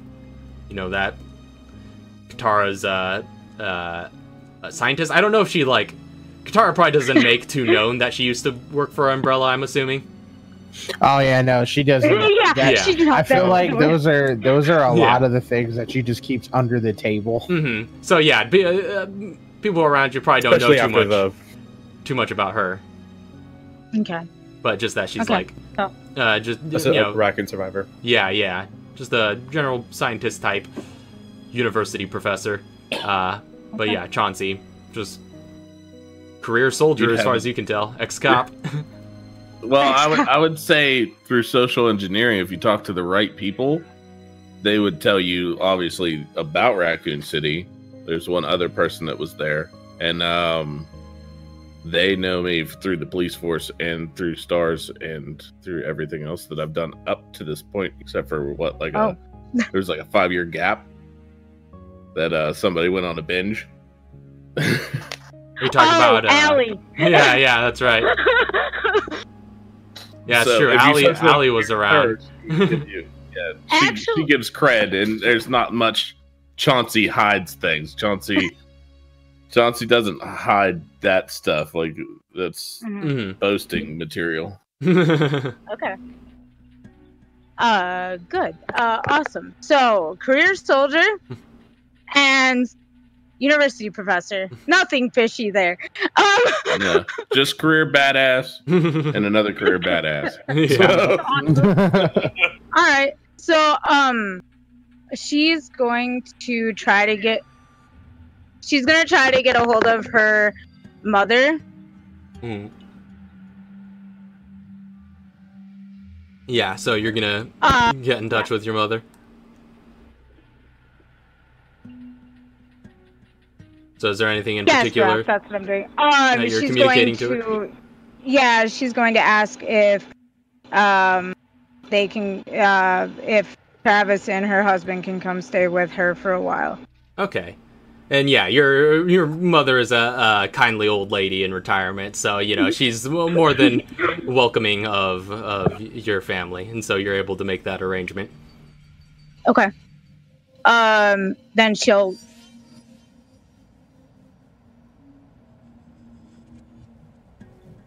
Well, But did you just cut out there, or? Oh, did I? yeah, like, and then she'll. Oh. And then she'll call her husband and let him know that's where they're going. She's not giving him an option. And then she's going to start looking into the after literally cutting all communications with her family, she's going to start looking into the reports that Mr. G mentioned. The Kennedy report, the Raccoon City report. Okay. Yeah, I'll say make another investigation check to see how much of that you could find access to. Awesome. So, seeing as you're like field agent essentially for the BSAA, you don't have the most access to all of their intelligence and all the reports that they get through their agency. You try to talk to the right people, but nothing really too much pans out. But you do get the gist of it. You know, you're able to ask questions. Too. Yeah, there's all the public information. Yeah, there's a lot you could just find out at your, anywhere that has an internet connection. So you know about, and obviously you know about Raccoon City because everybody knows about Raccoon City. Right. But, everybody. Yeah. No. Yeah. That was a major historic event, and so there's not too much that's unknown about that. You could easily read some books or something if you wanted, but yeah, all of the more specific reports and stuff you don't really have access to, but you do get the gist from people who would know of what the general scenarios were, but yeah, you don't get the chance to read them yourselves in their full detail. Awesome. Great. So about a year in, does she know where the Kennedy report was taken from? Like, what part of the world? I mean, like I said, yeah, you get the gist of it. There was some sort of bio outbreak in Spain, yeah. Okay. How much would it take for her to get on a plane and go to Spain? Probably around, I mean, I'm using the general going price of $800 a ticket, so. Okay. Yeah, she's gonna get on a plane and go to Spain. All right. Are you like taking some leave time to do this or something? Or? Yeah. Yeah, she's gonna put in for leave and go to Spain. All right. So you get on a plane and you head over to Spain. Awesome. So, is it easier for me to find intel here? How much Spanish does she speak? Wait a minute. Everybody has one other language as a thing, right? If you built your character with it, yeah. Okay. Yeah, thanks, Raph. Put me in a position. Because I like to build characters with at least one other language. And Spanish is usually the one I choose because it's, just common. We'll say no for the sake of not metagaming. So no, she doesn't know much Spanish. Okay. Maybe like freshman high school Spanish. I'll say you could make a investigation check with disadvantage then, since you're moving through language barriers here. Okay. 12. I mean, you tried to like ask around, find out about all that kind of stuff, but in the end, it doesn't really seem like the locals know much about it. It was a pretty confined thing. You get the sense, but yeah, and even if anybody did, they don't really seem to cross your path. And again, like the language barrier is a huge hurdle to that. But yeah, you tried to look into it a bit, but doesn't seem to be of much renown. All right, so the rest of the break she studies Spanish. No, I'm just kidding. The rest of the break she learns Spanish. Okay, she's gonna probably return event she'll probably spend like a half a year there trying to figure out what's going on. And then she'll return to the States, return to she's actually gonna return home to the ranch that she told her husband and her child to leave. Yeah, so you return to your now I guess empty, or at least not lived in ranch. Not lived in.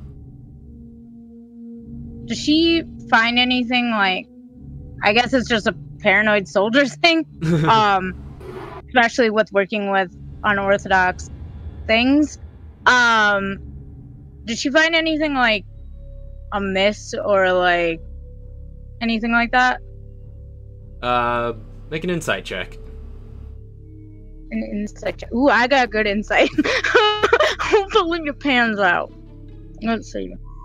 That's insight is a 5. +5. Let's see. Sorry, I'm flipping through stuff. Alright, there. 21. I mean, given you know your own place pretty well, so you give it a good once over and try and get a sense if there's anything amiss.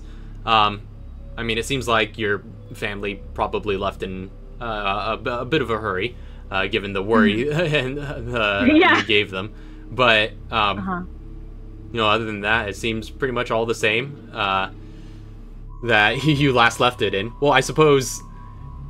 Would you have made provisions for somebody to be there taking care of the animals, or are those like? Oh yeah, she would have. Yeah. So that'll probably end up costing you a little extra, but yeah, That's fine. Yeah, so you know, you find the ranch hand there who you'd hired on to keep it up in your family's absence, but yeah, nothing seems out of the ordinary. Okay. Awesome. Then she's going to. How much is this ranch hand gonna cost me?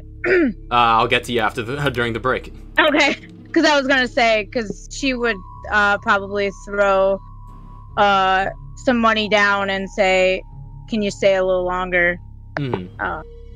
And she'd return to Camp Clancy. All right, yeah, and the gentleman seems, you know, eager for the work, so yeah, he gladly accepts. Yeah. All right, so when she returns to Camp Clancy, this is probably about the last thing I'm gonna do.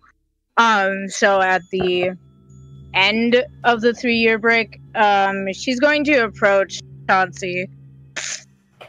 I don't know, in his office or wherever he is. All depends on the time of the day. In the morning, he's out in his robe on the balcony. If it's before afternoon, noonish time, he's in his war room, and if it's in the evening, he's at the gun range. Okay. Out on the balcony to finish the night. Oh, beautiful. So, and I'm sure she would know somewhat of his schedule. So she'll probably approach about noonish. Okay. Where did you say you were around noon? I'll be in the war room, at least in that area. You'll find doing all right. business. So she walks up to you and she's like, "Look, Captain, I'm sorry about what happened. I shouldn't have abandoned you guys like that." Okay. Well, what are we gonna do from here? Well, from where I come from, you make up for your mistakes with your actions. So, we come in a situation like that again, and I'll be there.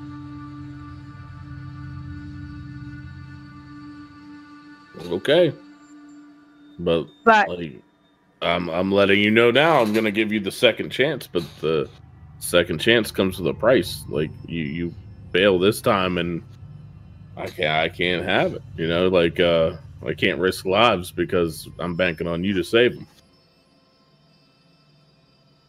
She looks down and she's like, "Look, we've all lost to this, and we'll probably continue to lose to this. But if I can do lost yet.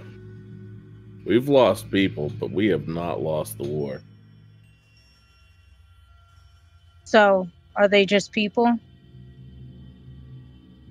People are people. I've lost a lot of close people in my life. I said, I've lost the entire city that I cared for. But I'm doing what I do now to prevent more people from being lost to it. Yeah, I know.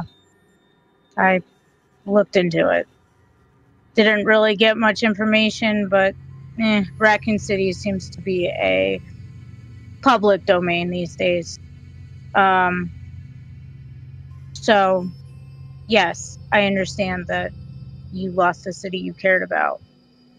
I lost recently someone I cared about. And that drives me to the point of wanting to help. Who did you lose? Well, you know him. My baby brother. What happened to Kevin? Just because he isn't dead doesn't mean I didn't lose him. Well, I think you need to maybe sit down with maybe, is there like some kind of BSAA counsel or like therapist or something? I mean, you could probably look into getting one. That might be another research project to fly one out. Can I at least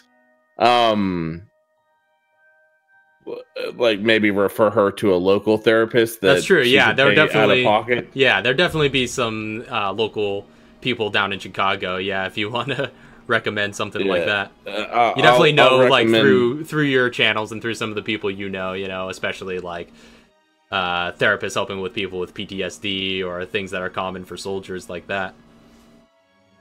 And I swipe on my little board, on my war board, and just like swipe up the number and give her the number and be like, get a hold of these people, go talk to them, get whatever's on your mind right, and then you come back to me. And when you come back, I will give you your second chance. But you have to be able to lay your life on the line for this. Like, you can't jump ship when we need you to cover our asses. And I just break that down to her. Like, I can put you into training classes. I can, there's a lot of soldiers here that they will take you under their wing and show you the ropes. Get on board with all the training camps that we have, the marches, the PT, everything, and just keep pushing forward. I'm not going to like suspend you for backing out because you were scared, but next time I have to. And what do you suggest I tell these people? Whatever's on your mind. That my brother was put in a witness protection, disappeared off the face of the globe because, well, somebody was after him and killed his girlfriend. Some of us need protected, and that's the way that they get protected. You tell them how you feel about a situation. You don't have to give them the details. You figure out the details and what they're trying to fix together on your own. She kind of just looks at you and goes, yeah, you can train your soldiers all you want, but when they're in a firefight with something they've never even seen before, that training might get them through it, but they're gonna be scarred. I slam my hands on the desk and say, this is war, goddammit. If you can't handle it, get the hell out. Like, that every one of these guys would lay their lives down on the line in front of me, knowing that they could fail, and they will do what I tell them to do when I want them to do it, with no questions asked. And I'll be the first one to show you that I will step in front, and I will lead this group through the darkest of times, and I will continue to carry them through it. But they would do the same for me. You can't do that. You can't do it. It's not in your grit. She looks down and she says, "What? Like she did? Like who did?"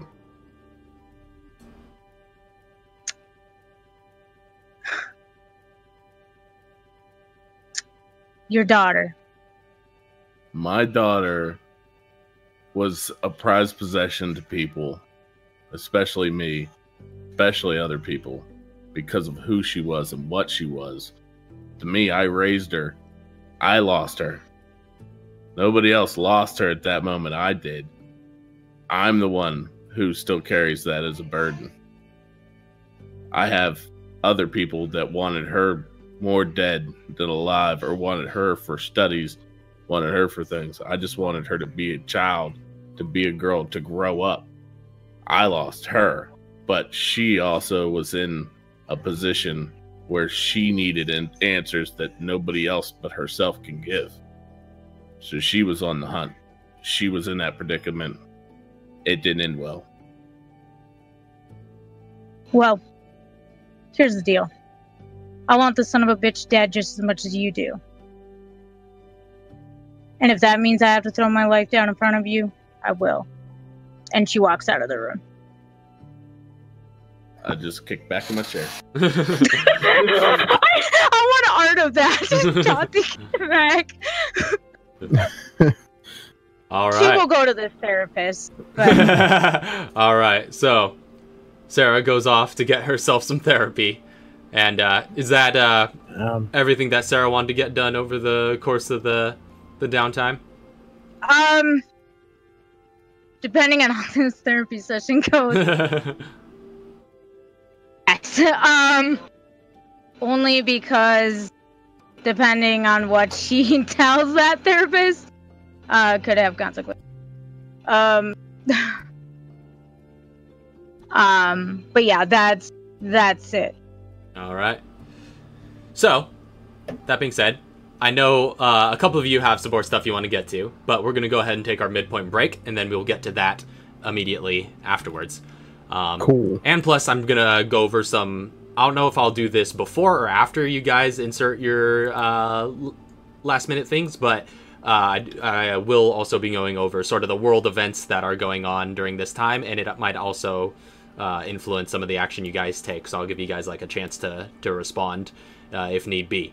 But that'll all be coming up after the break, so we'll be right back. Thank you all very much for watching. This has been a pretty dramatic session so far. Yes. Yeah, this is like, man, we had like interpersonal drama and spy intrigue and all sorts of things going on. But yeah, again, we'll be back in a little bit. Don't go anywhere. So, last we left off, the 3 years of downtime that the party has been going through were coming to an end. Now, there's a few more loose ends that some of you want to tie up, but should I go ahead and let you guys know what some of the world events that have been going on that might influence your actions might be beforehand, or do you want to? Mine would not be going to be super quick. Mine wouldn't be influenced by world events. Okay. Yeah, mine. I don't think mine will be that influenced at all. So, go ahead and let me know what you guys are going to be doing then. No, you go first. I'm writing something. So what I'm planning on doing, I want to get rid of the T Veronica that I have inside of me, and I want to switch that out for Dominant Plaga. Okay. So yeah, you could easily change that slot out. So that's one of your formula slots. So you get that switched out. And that was it for Qatar? There was putting in Dominant Plaga, and then the only other thing was, so in the event, I don't know when Neria goes over to the BSA, anything like that. So whatever time frame that happens, what I wanted to do was because it's like, you know, Chicago basically. What I wanted to do was get kind of set up like a location of like 2 houses, if that makes sense. Okay. Like so like everything from the apartment that, you know, like over at like guitars and everything, she'll go through and move a good majority of like the super important stuff to the house, to like the house over in Chicago, and then she'll switch the apartment to a 1-bedroom. Okay. So that way she can go through and like have a place to stay when she's out there at the school, and then when, you know, she's done however many days she's out there on weekends or whatever, she goes back home. Okay. Over to Chicago. Okay, so you're essentially, you've got 2 homes now, and you're just like downscaling. So like 2 1-bedrooms instead of 1 2-bedroom, essentially. Yeah. So it's one.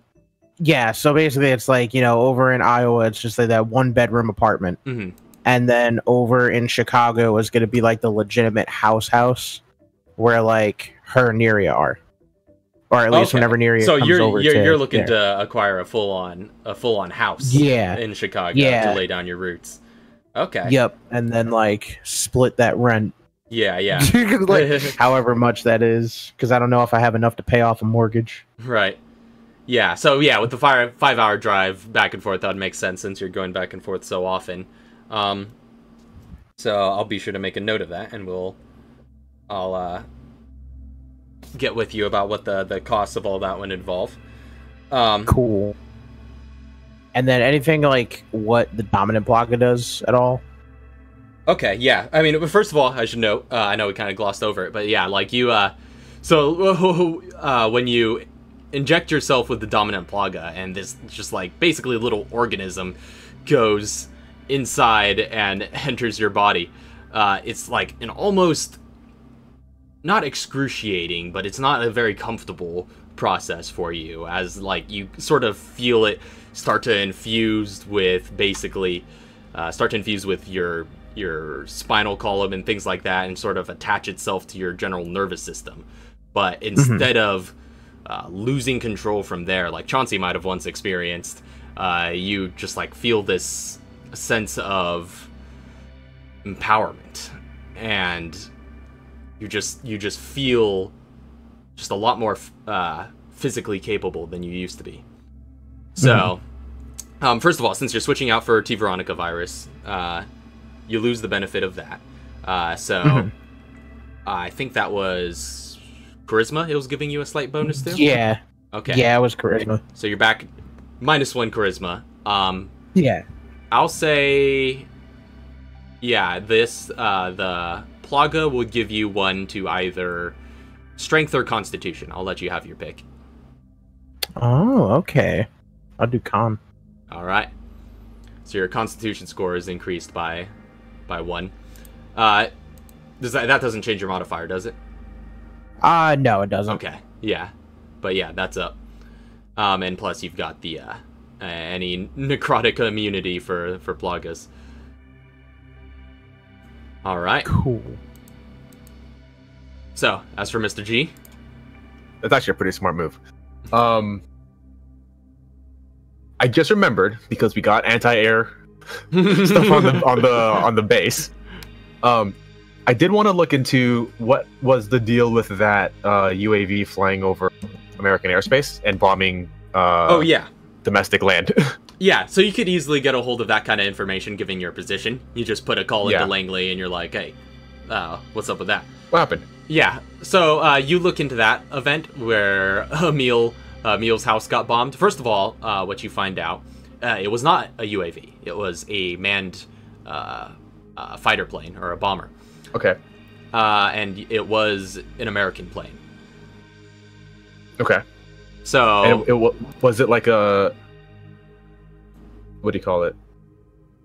Like a, I don't know, a government ordered bombing?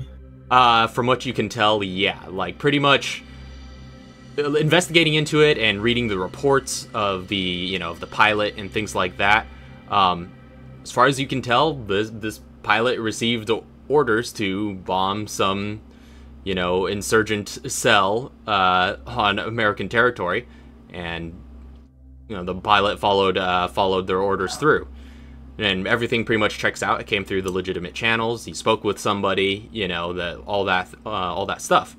The only thing that doesn't check out is nobody in the government seemed to have claimed responsibility for giving the order, but it all came through legitimate channels. They all just say, yeah, I know somebody must have done it.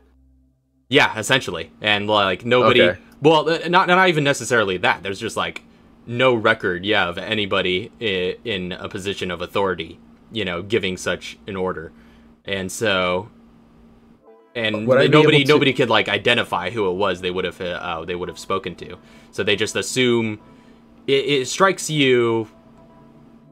I guess make an insight check real quick. Can I use deception? Can I deceive myself into thinking something proper? I know exactly what's happening. No, yeah, it's all very, very confusing. But if you think about it, there are a lot of different possibilities that could explain that. But I mean, as far as I know right now, this sounds just like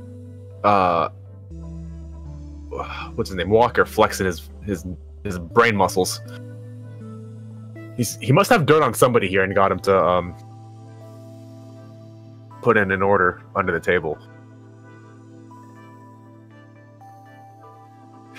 Can I see who would have, or can I go around investigating who would have the most amount of power to be able to orchestrate a strike on American soil? Yeah, sure. Make an investigation check.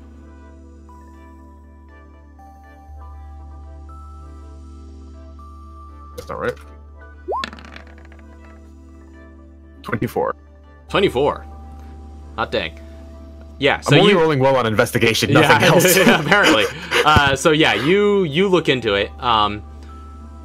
You compile a little bit of a short list of names of people that would have that kind of power, Mr. Fox included, but clearly he doesn't seem to know much of anything about that. He's as confounded as you are, and plus the fact that he sent you in, not knowing that would happen.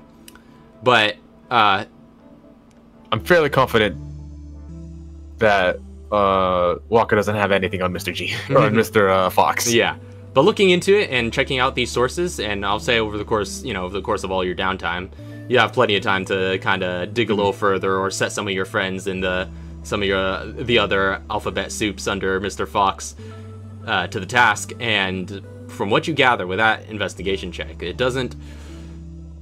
There are a lot of people who could, but it doesn't seem like any of them would have been involved from what your investigation can turn up.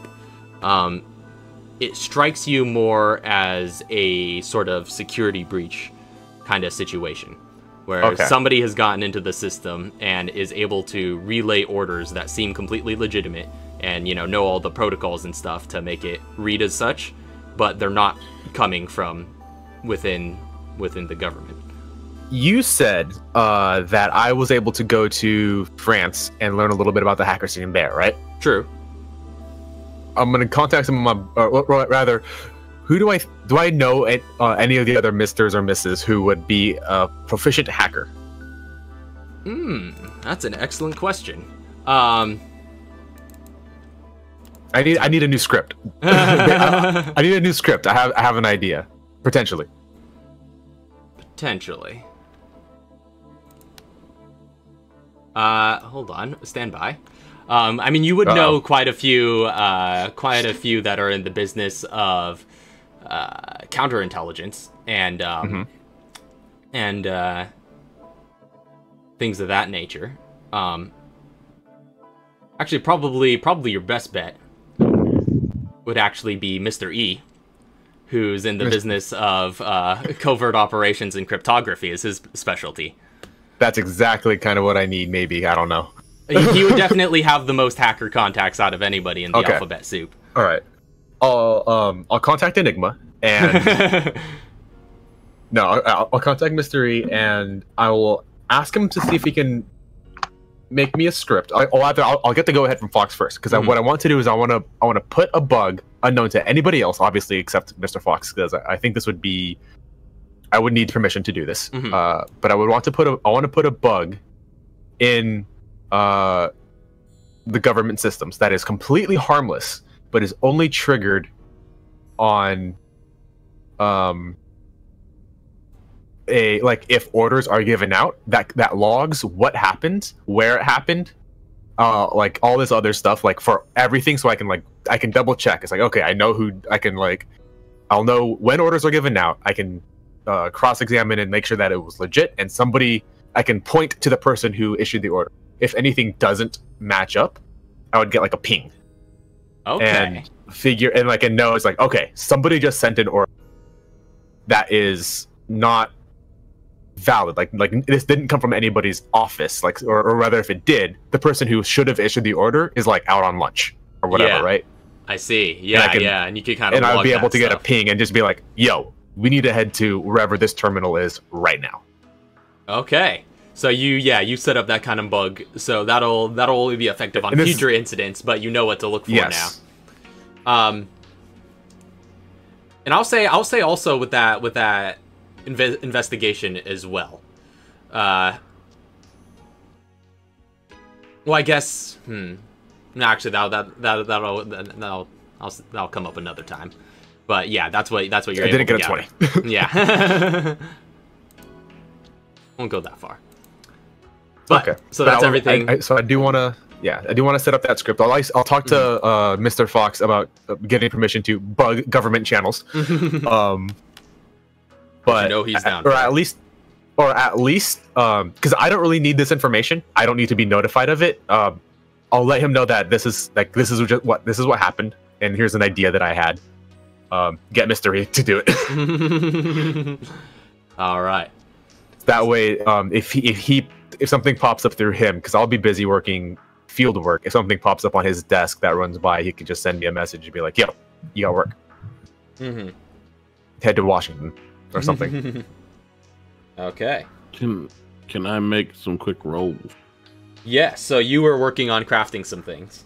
So yeah, I'm gonna craft me some shells. Yeah. So you're working on what are you just using scrap material to make improvised shells? I have 1 box of nails, okay. And then I have nine scrap material, but I only need to use 5.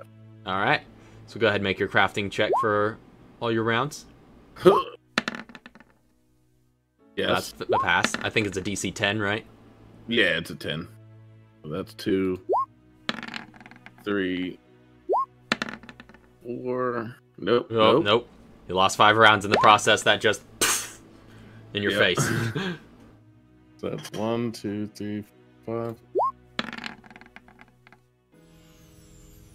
Oh, teeters, but it still works either way. But Yeah. I want that 20. But I mean, it wouldn't help you much in this particular case, but yeah. I was hoping to get those 5 shells back. Magically, I was able to concoct them. So okay, so I got 25 modified shells. So you pretty much went through all the shells that you gained over the course of that hiatus.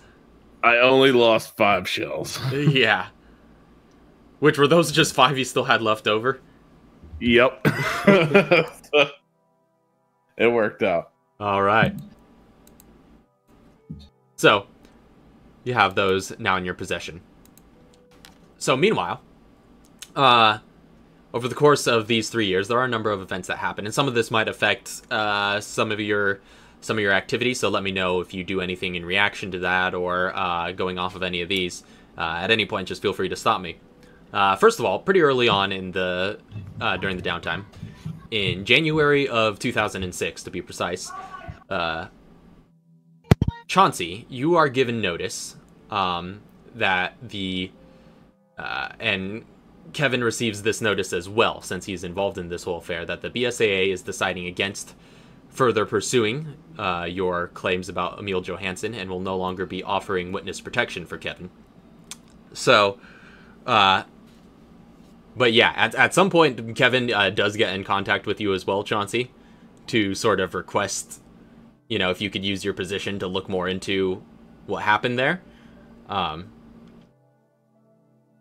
But yeah, that's some of the contact you get. And it's also worth noting, and we'll assume like a lot of this might have happened after the fact, when Chauncey and Sarah would have had that conversation. But yeah, eventually Kevin is basically released back into the wilds and whatnot. So, and he would start getting in touch with Sarah on a fairly regular basis.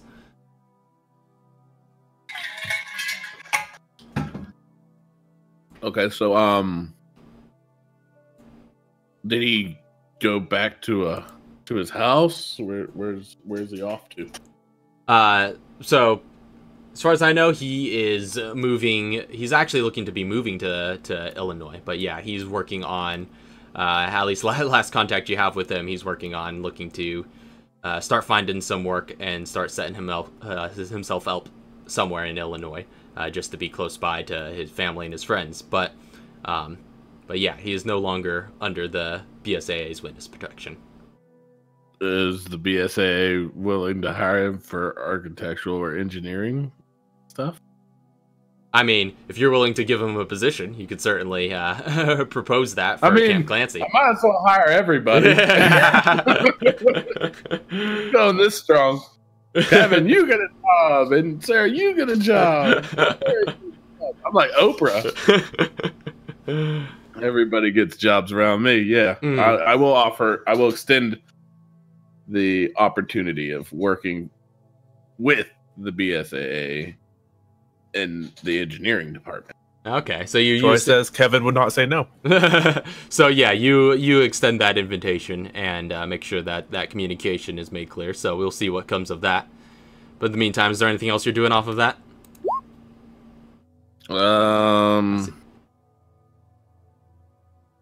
Can I get with him about his sister a bit? Like, try to find out what kind of skeletons are in her closet? And why she's so antsy and paranoid? Like, could I get that like off of body language off of her? I mean, I'll say make an insight check. Okay. Oh yeah. Fuck. Can I investigate her body language? No, insight. Wow. That's not professional. Investigate. Let me hold your body language. So 16 for insight check. Yeah.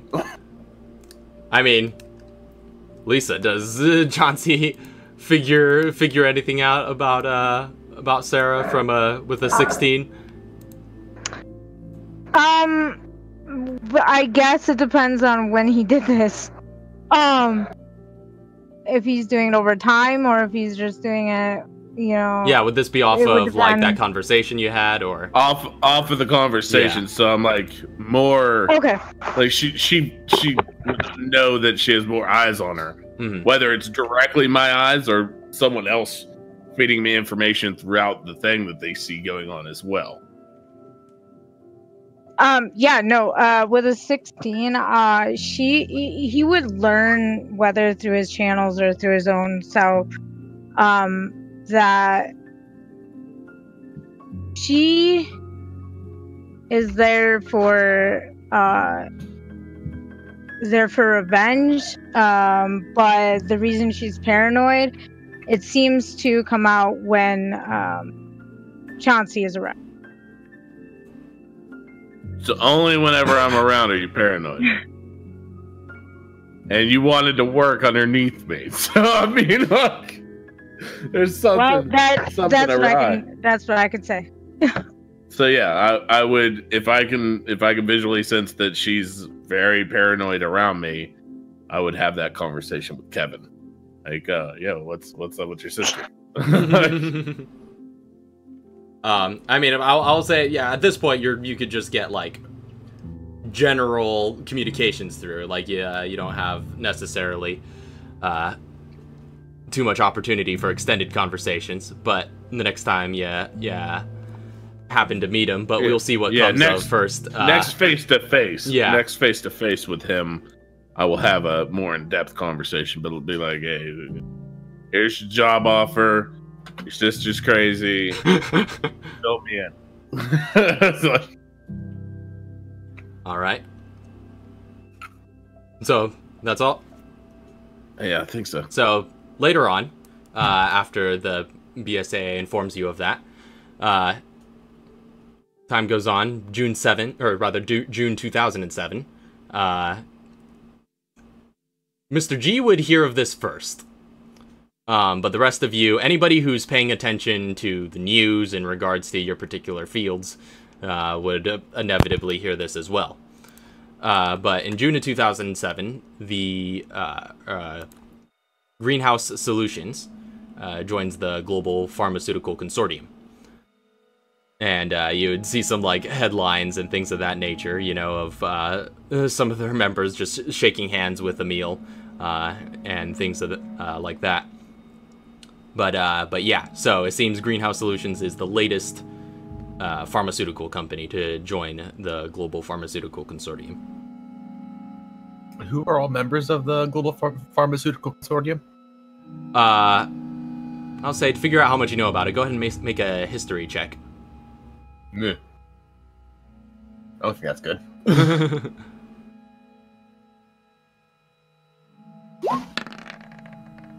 Yeah, I don't care.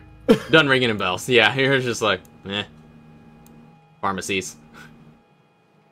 Yeah, basically the only thought that goes through my head is, well, that can't be good. I don't know what it means, but it can't be good.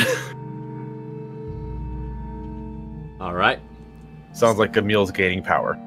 So, later on, in July of 2008, around that time would be when Simpson College officially becomes Simpson University, and, you know, with an expanded graduate program and, you know, new construction for new facilities are still underway. But then, towards the end of this long, sort of extended period of relative peace that you guys are able to enjoy, or I say relative, given the activities that some of you have undergone during this time. But in late August of 2008, Sean Lennox, you hear about this sort of through the news as well. A good friend of yours, old ally. He publishes... Oh yeah, Mr. G doesn't know him. But the rest... nor does Sarah, actually. But Chauncey and Katara would, also perfect timing, would hear about this through the news or other sources. But yeah, Sean Lennox in late August publishes a paper critiquing Elliot Walker's book on genetic engineering. And it seems what has prompted this is the fact that it's coming up on the 10th anniversary of the debate that they never had at Raccoon University. Some of you may remember that Sean Lennox was in Raccoon City to debate Elliot Walker at the university, but Elliot Walker never showed. But he reopened some notes and things that he made in preparation for that debate, and went ahead and published an official critique, if he can't debate him openly, of Walker's work, and particularly on his genetic engineering book, just before the 10th anniversary of when that event would have happened.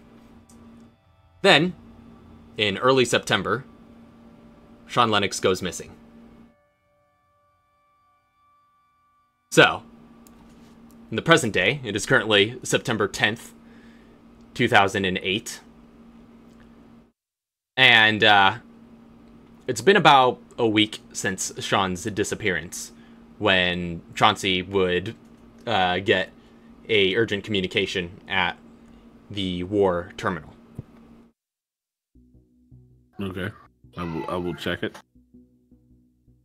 So yeah, looking into it, you swipe past the holographic interface, or rather the touchscreen interface on the terminal, and you immediately see that the BSAA is calling for you. Apparently,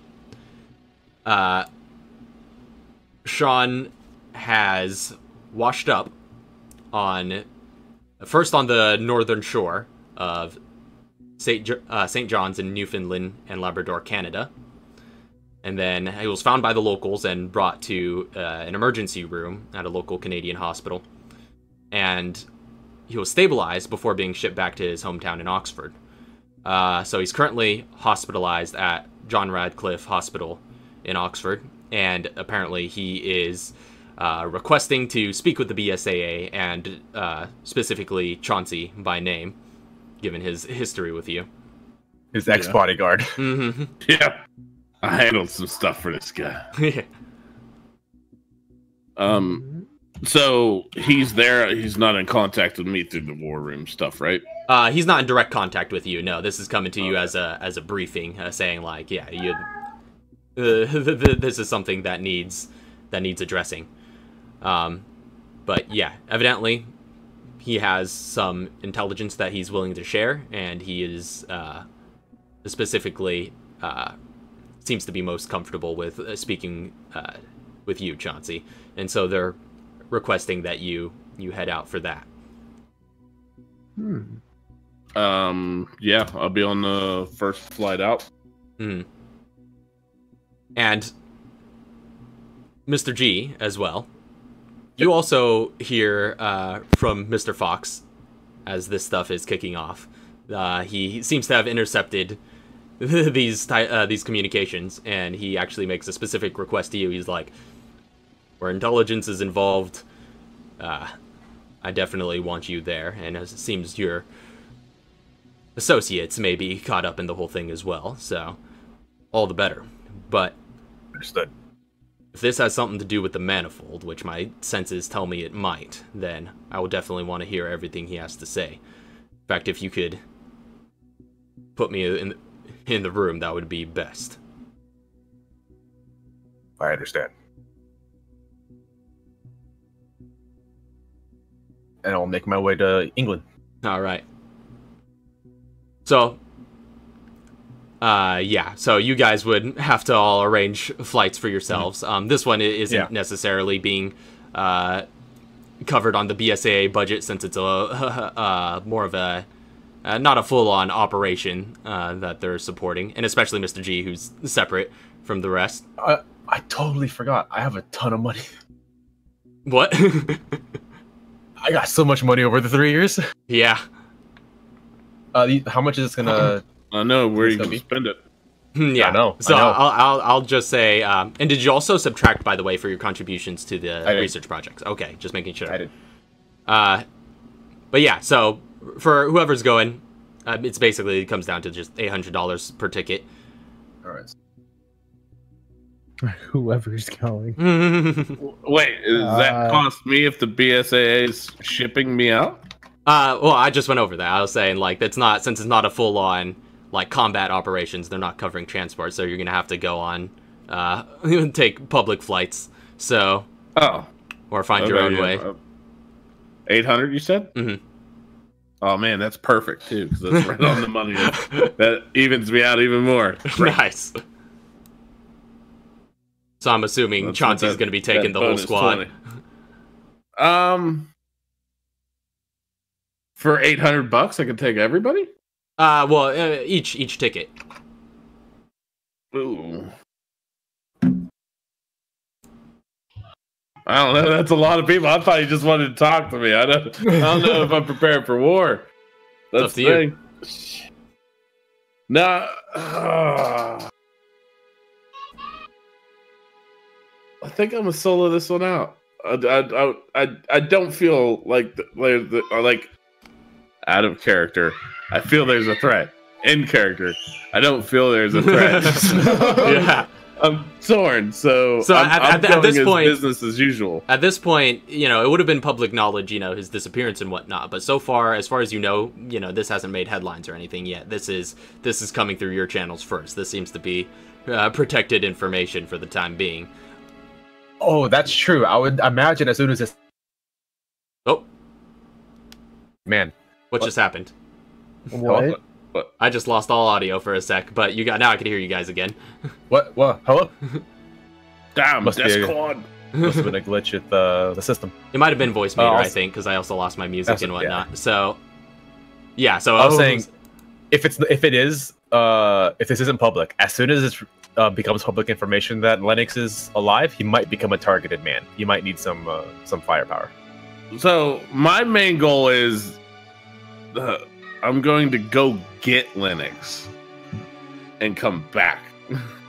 I mean, as far as you could tell, he's at least from the way the briefing made it seem, yeah, he is hospitalized, and he is not. I mean, they moved him from one hospital to another, perhaps at his request. You don't know, but like as far as you know, he is set in place. He's not in the moving condition. All right, I'm bringing some people with me. Let me get some numbers. I'm not bringing the whole squad because then that leaves camp open. I'll bring four guys from 3. I think I'll take 3 with the Foxtrot 3. Take all 4 of those guys with me.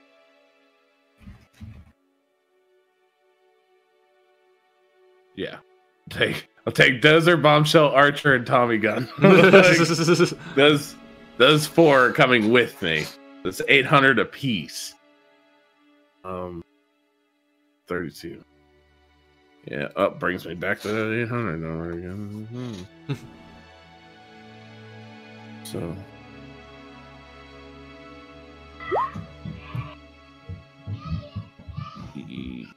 Yeah, alright, cool.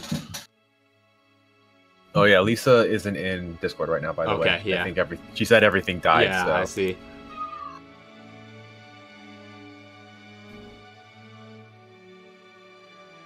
And I'm telling him to be heavy armed, because if it's a situation that he's a wanted man, but it's not public, he might need more cover than what I could give.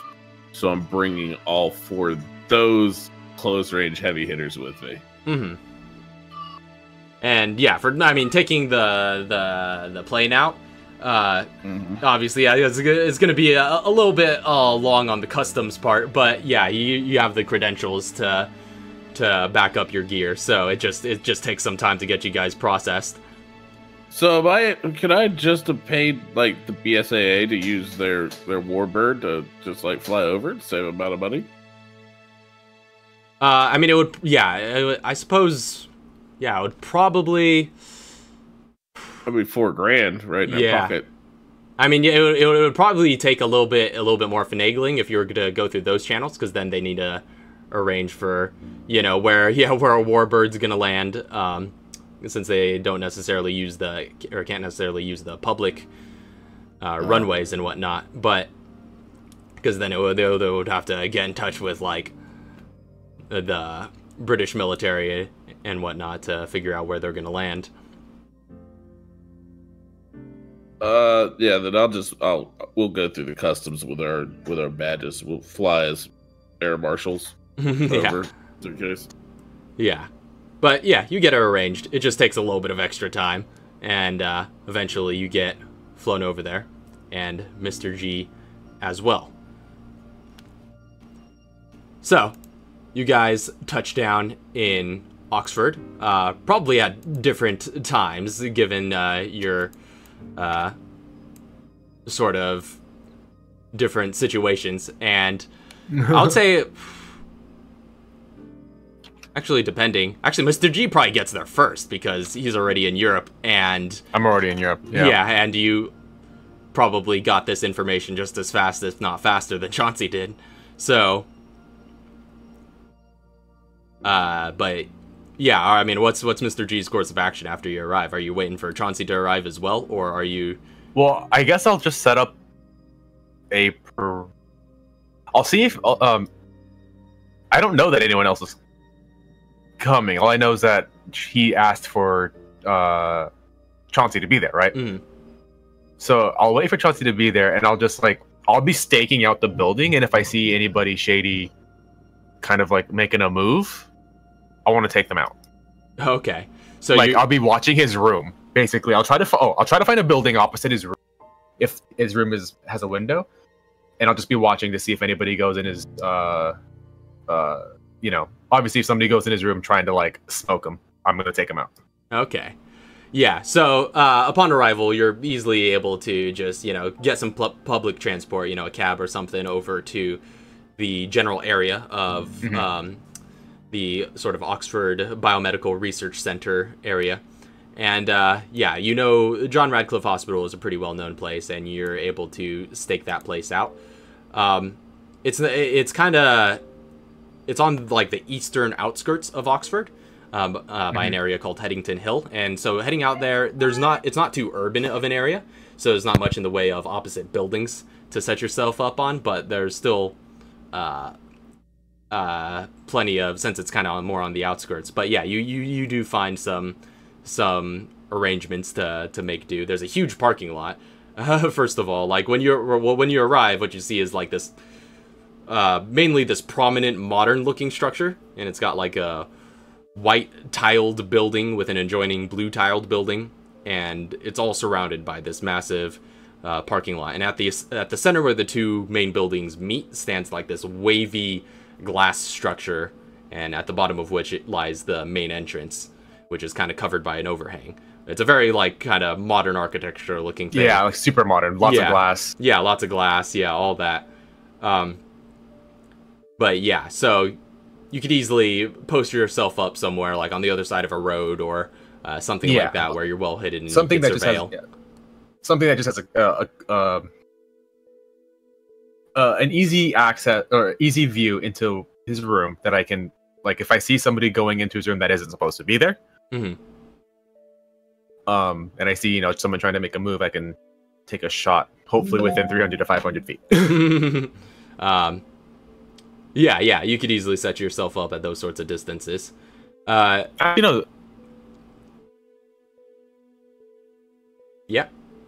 Somewhere within 5,000 feet. Because if I fire while someone is surprised, I have advantage. True. Or from hidden, I have advantage, and that'll negate the disadvantage I get from long range. Yeah, that's true. But you wouldn't get. But then I won't sneak get attack. Sneak attack. Yeah.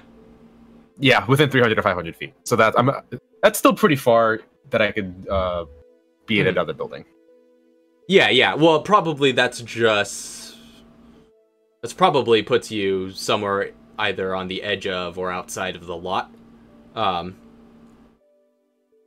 But yeah, so somewhere in that sort of range. But you make do. Go ahead and make a perception check for your your duration. Yeah, I'll basically be standing kind of like. You said I'm by the lot? Yeah, you're out in the lot. Am I in public view? I mean, you could easily be hidden. There's a lot of vehicles and a lot of, if you go out by the road, lots of tree coverage, things like that. Or hide out in the bushes. Okay, yeah, I'll try my best to hide somewhere where I can have my rifle out in the open, and be surveilling the room. Okay. You said perception? Yeah. And in the meantime, Chauncey, your plane touches down while all this is happening. Again, you go through a bit of a lengthy customs, but you're cleared for it. 6. Okay. Yeah, you keep an eye out. Nothing strikes you as out of the ordinary. But eventually, we'll say probably given maybe another half day after Mr. G first arrived, you are able to make your way to the John Radcliffe Hospital as well. Okay. So, like, does Mr. G see like this 5-man crew of armored soldiers just walking in? Yeah. Chauncey leading the pack. Yeah, you would definitely notice them since you're waiting on them. Yeah. And plus, they're a little bit hard to not notice as well, but... I'm just rolling it with my entourage. We all go in an elevator, stuff like sardines. So yeah, you see them approaching the front entrance after they get dropped off from their cab, or whatever the case may be.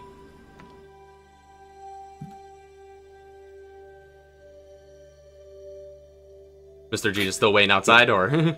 Oh no, yeah, I'm not changing any. I'm still just covering. Okay, so Chauncey, what are you doing? Make my way to Linux. All right. Well, I guess actually, now, if there's a freaking giant entourage, I don't think I have any fear of anybody taking us by surprise and us losing. Yeah. I guess I'll actually, if I see that there's 5 entire beefy soldier men going in, I'm just like, oh, all right, just right in after them. just kind of like trailing behind. So you're not making yourself super known. casual like. No, it's just super casual like. Obviously, if somebody were to turn around and see me, it's like, oh, hey, it's Mr. G. Yeah. But I'm not like letting them know I'm behind them. I'm just trailing behind casual like. Mm-hmm. All right. So Chauncey, you and your crew head in. You enter through the automatic sliding glass doors that are at the entrance, and inside is a massive lobby with clean white walls and tile floors. And above you, you see the balconies of at least 4 more floors. And ahead, you see a reception desk, and there are a number of chairs off to one side and what looks to be a waiting area, and things of that nature that you might expect to find in a hospital. Do I know what room he's in? Not that you know of, you just know that he's at this hospital. I'll go up to the receptionist, find out. The receptionist sees you walking up like you mean business, and and she's just there's this kindly middle-aged lady working the desk, and she's just like, oh yes, can I help you? I mean, are you with the military? Is this about our guest? Yes.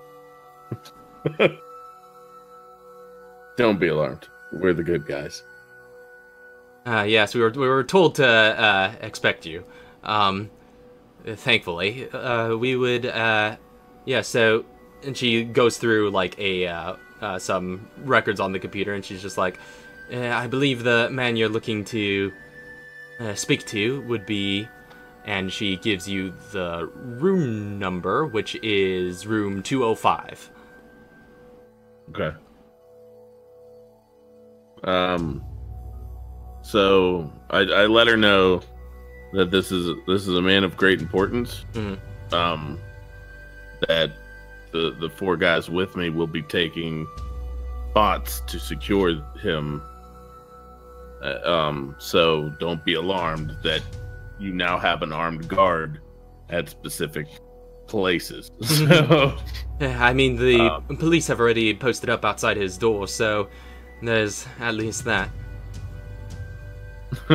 I turned and chuckled at the guys. Oh, police. We all chuckle, and then we head off toward the elevator. Yeah, so you find an elevator, make your way up to the 2nd floor. Mr. G still trailing along? Yeah.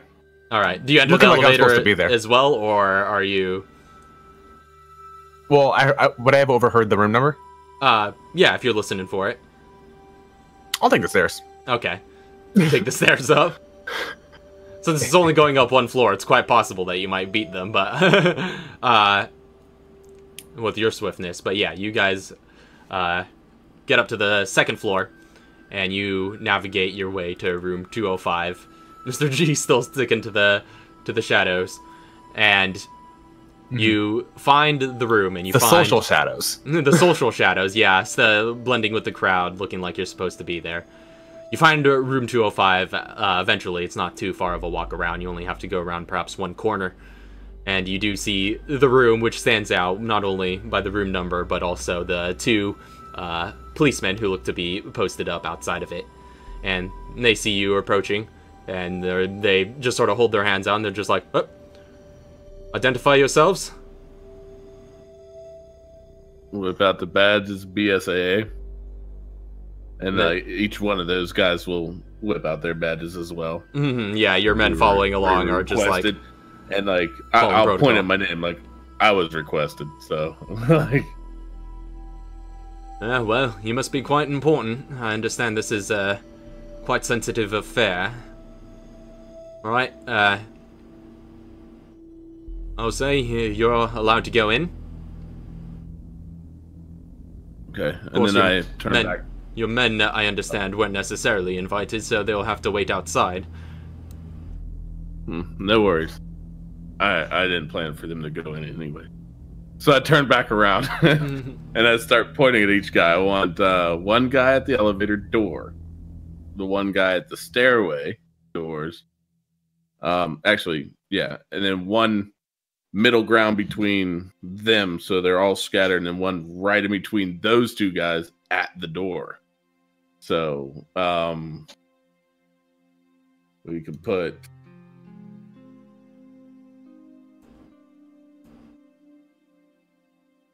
Tommy Gun at the door, putting Archer in the middle of the hall, and Bombshell can be at the stair entrance, and Dozer at the elevator.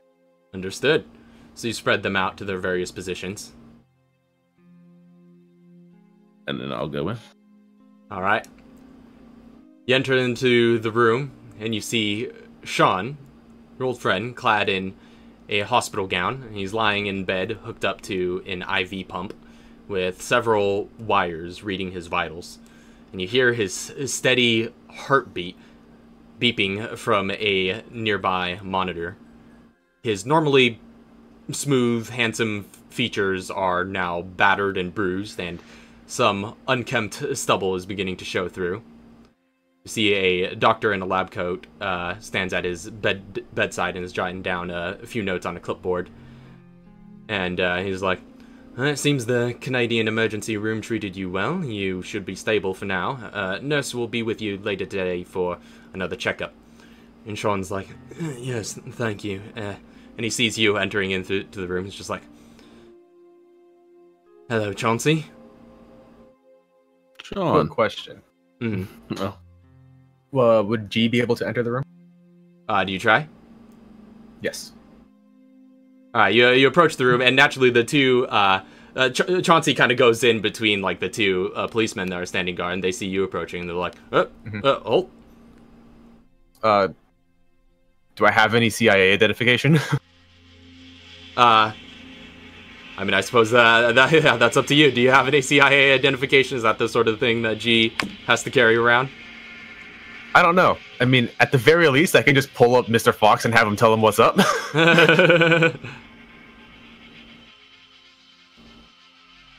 Oh, well, I guess since this is the day we're going in, I would have informed Mr. G. He did say he wanted to be in the room, so I'll tell him like I'm going in now. The Chauncey gang just arrived. So like he'll be ready, but can I just like? Yeah, try and Chauncey. You hear the commotion behind you as he approaches.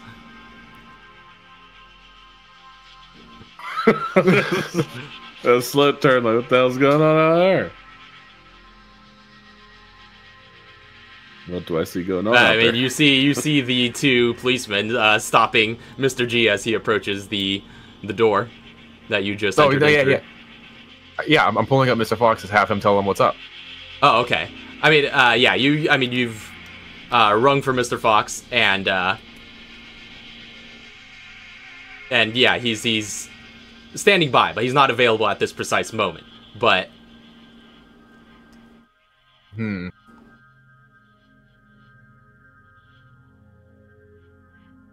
I don't have any identification on me? It's like I said, it's up to you. Sean's just sitting in bed. He's just like, "Do you know that man out there, Chauncey?" I do. Is the door open? Yeah. Oh, hey, Chauncey. Mr. G, what are you doing here?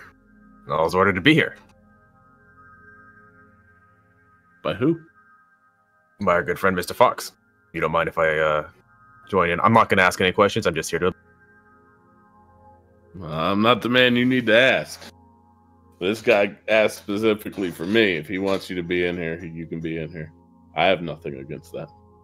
I apologize. Mr. Lennox, do you mind if I sit in on this? This is of importance, obviously, and the community, or the intelligence community, would appreciate if we... If they had somebody sitting in on this very conversation. You trust him, Chauncey? Well, we've had our run-ins, but Yeah, he hasn't faulted his character to me. Well, friends of yours are friends of mine. If it is of benefit, then you're certainly welcome to enter as well. Am I allowed to enter off that? And yeah, and the police sort of like let their guard down, and they're just like, very well. All right, thank you. And he will enter and just sit in like a chair to the side so that he's not intruding, kind of like, you know, one of those like guest chairs, whatever, and have his watch out in front, like he's sitting like this with his watch out in front, and whenever Mr. Fox is available, he can listen in on the conversation. All right. And so you've never met Sean before, but this is your first time seeing him, and perhaps not in the best of conditions. This gentleman looks very roughed up. He looks pretty worse for wear. And as that happens, Sean kind of sits up in his bed, he's just like, well, it's been an eventful week, needless to say. I have much that I need to tell you, Chauncey. And that's going to be where we end tonight's session. So, we'll pick up in the hospital room next week. So, all right. That was quite the eventful little session. But yeah, see Troy's just like, what? There. But yeah, that'll be it for tonight's stream. All right. We'll see you all next time, and we'll see what Sean's story is. Until then, we'll see you guys later. Peace. Squared. Have a good night. God bless. Good night streams all the good things.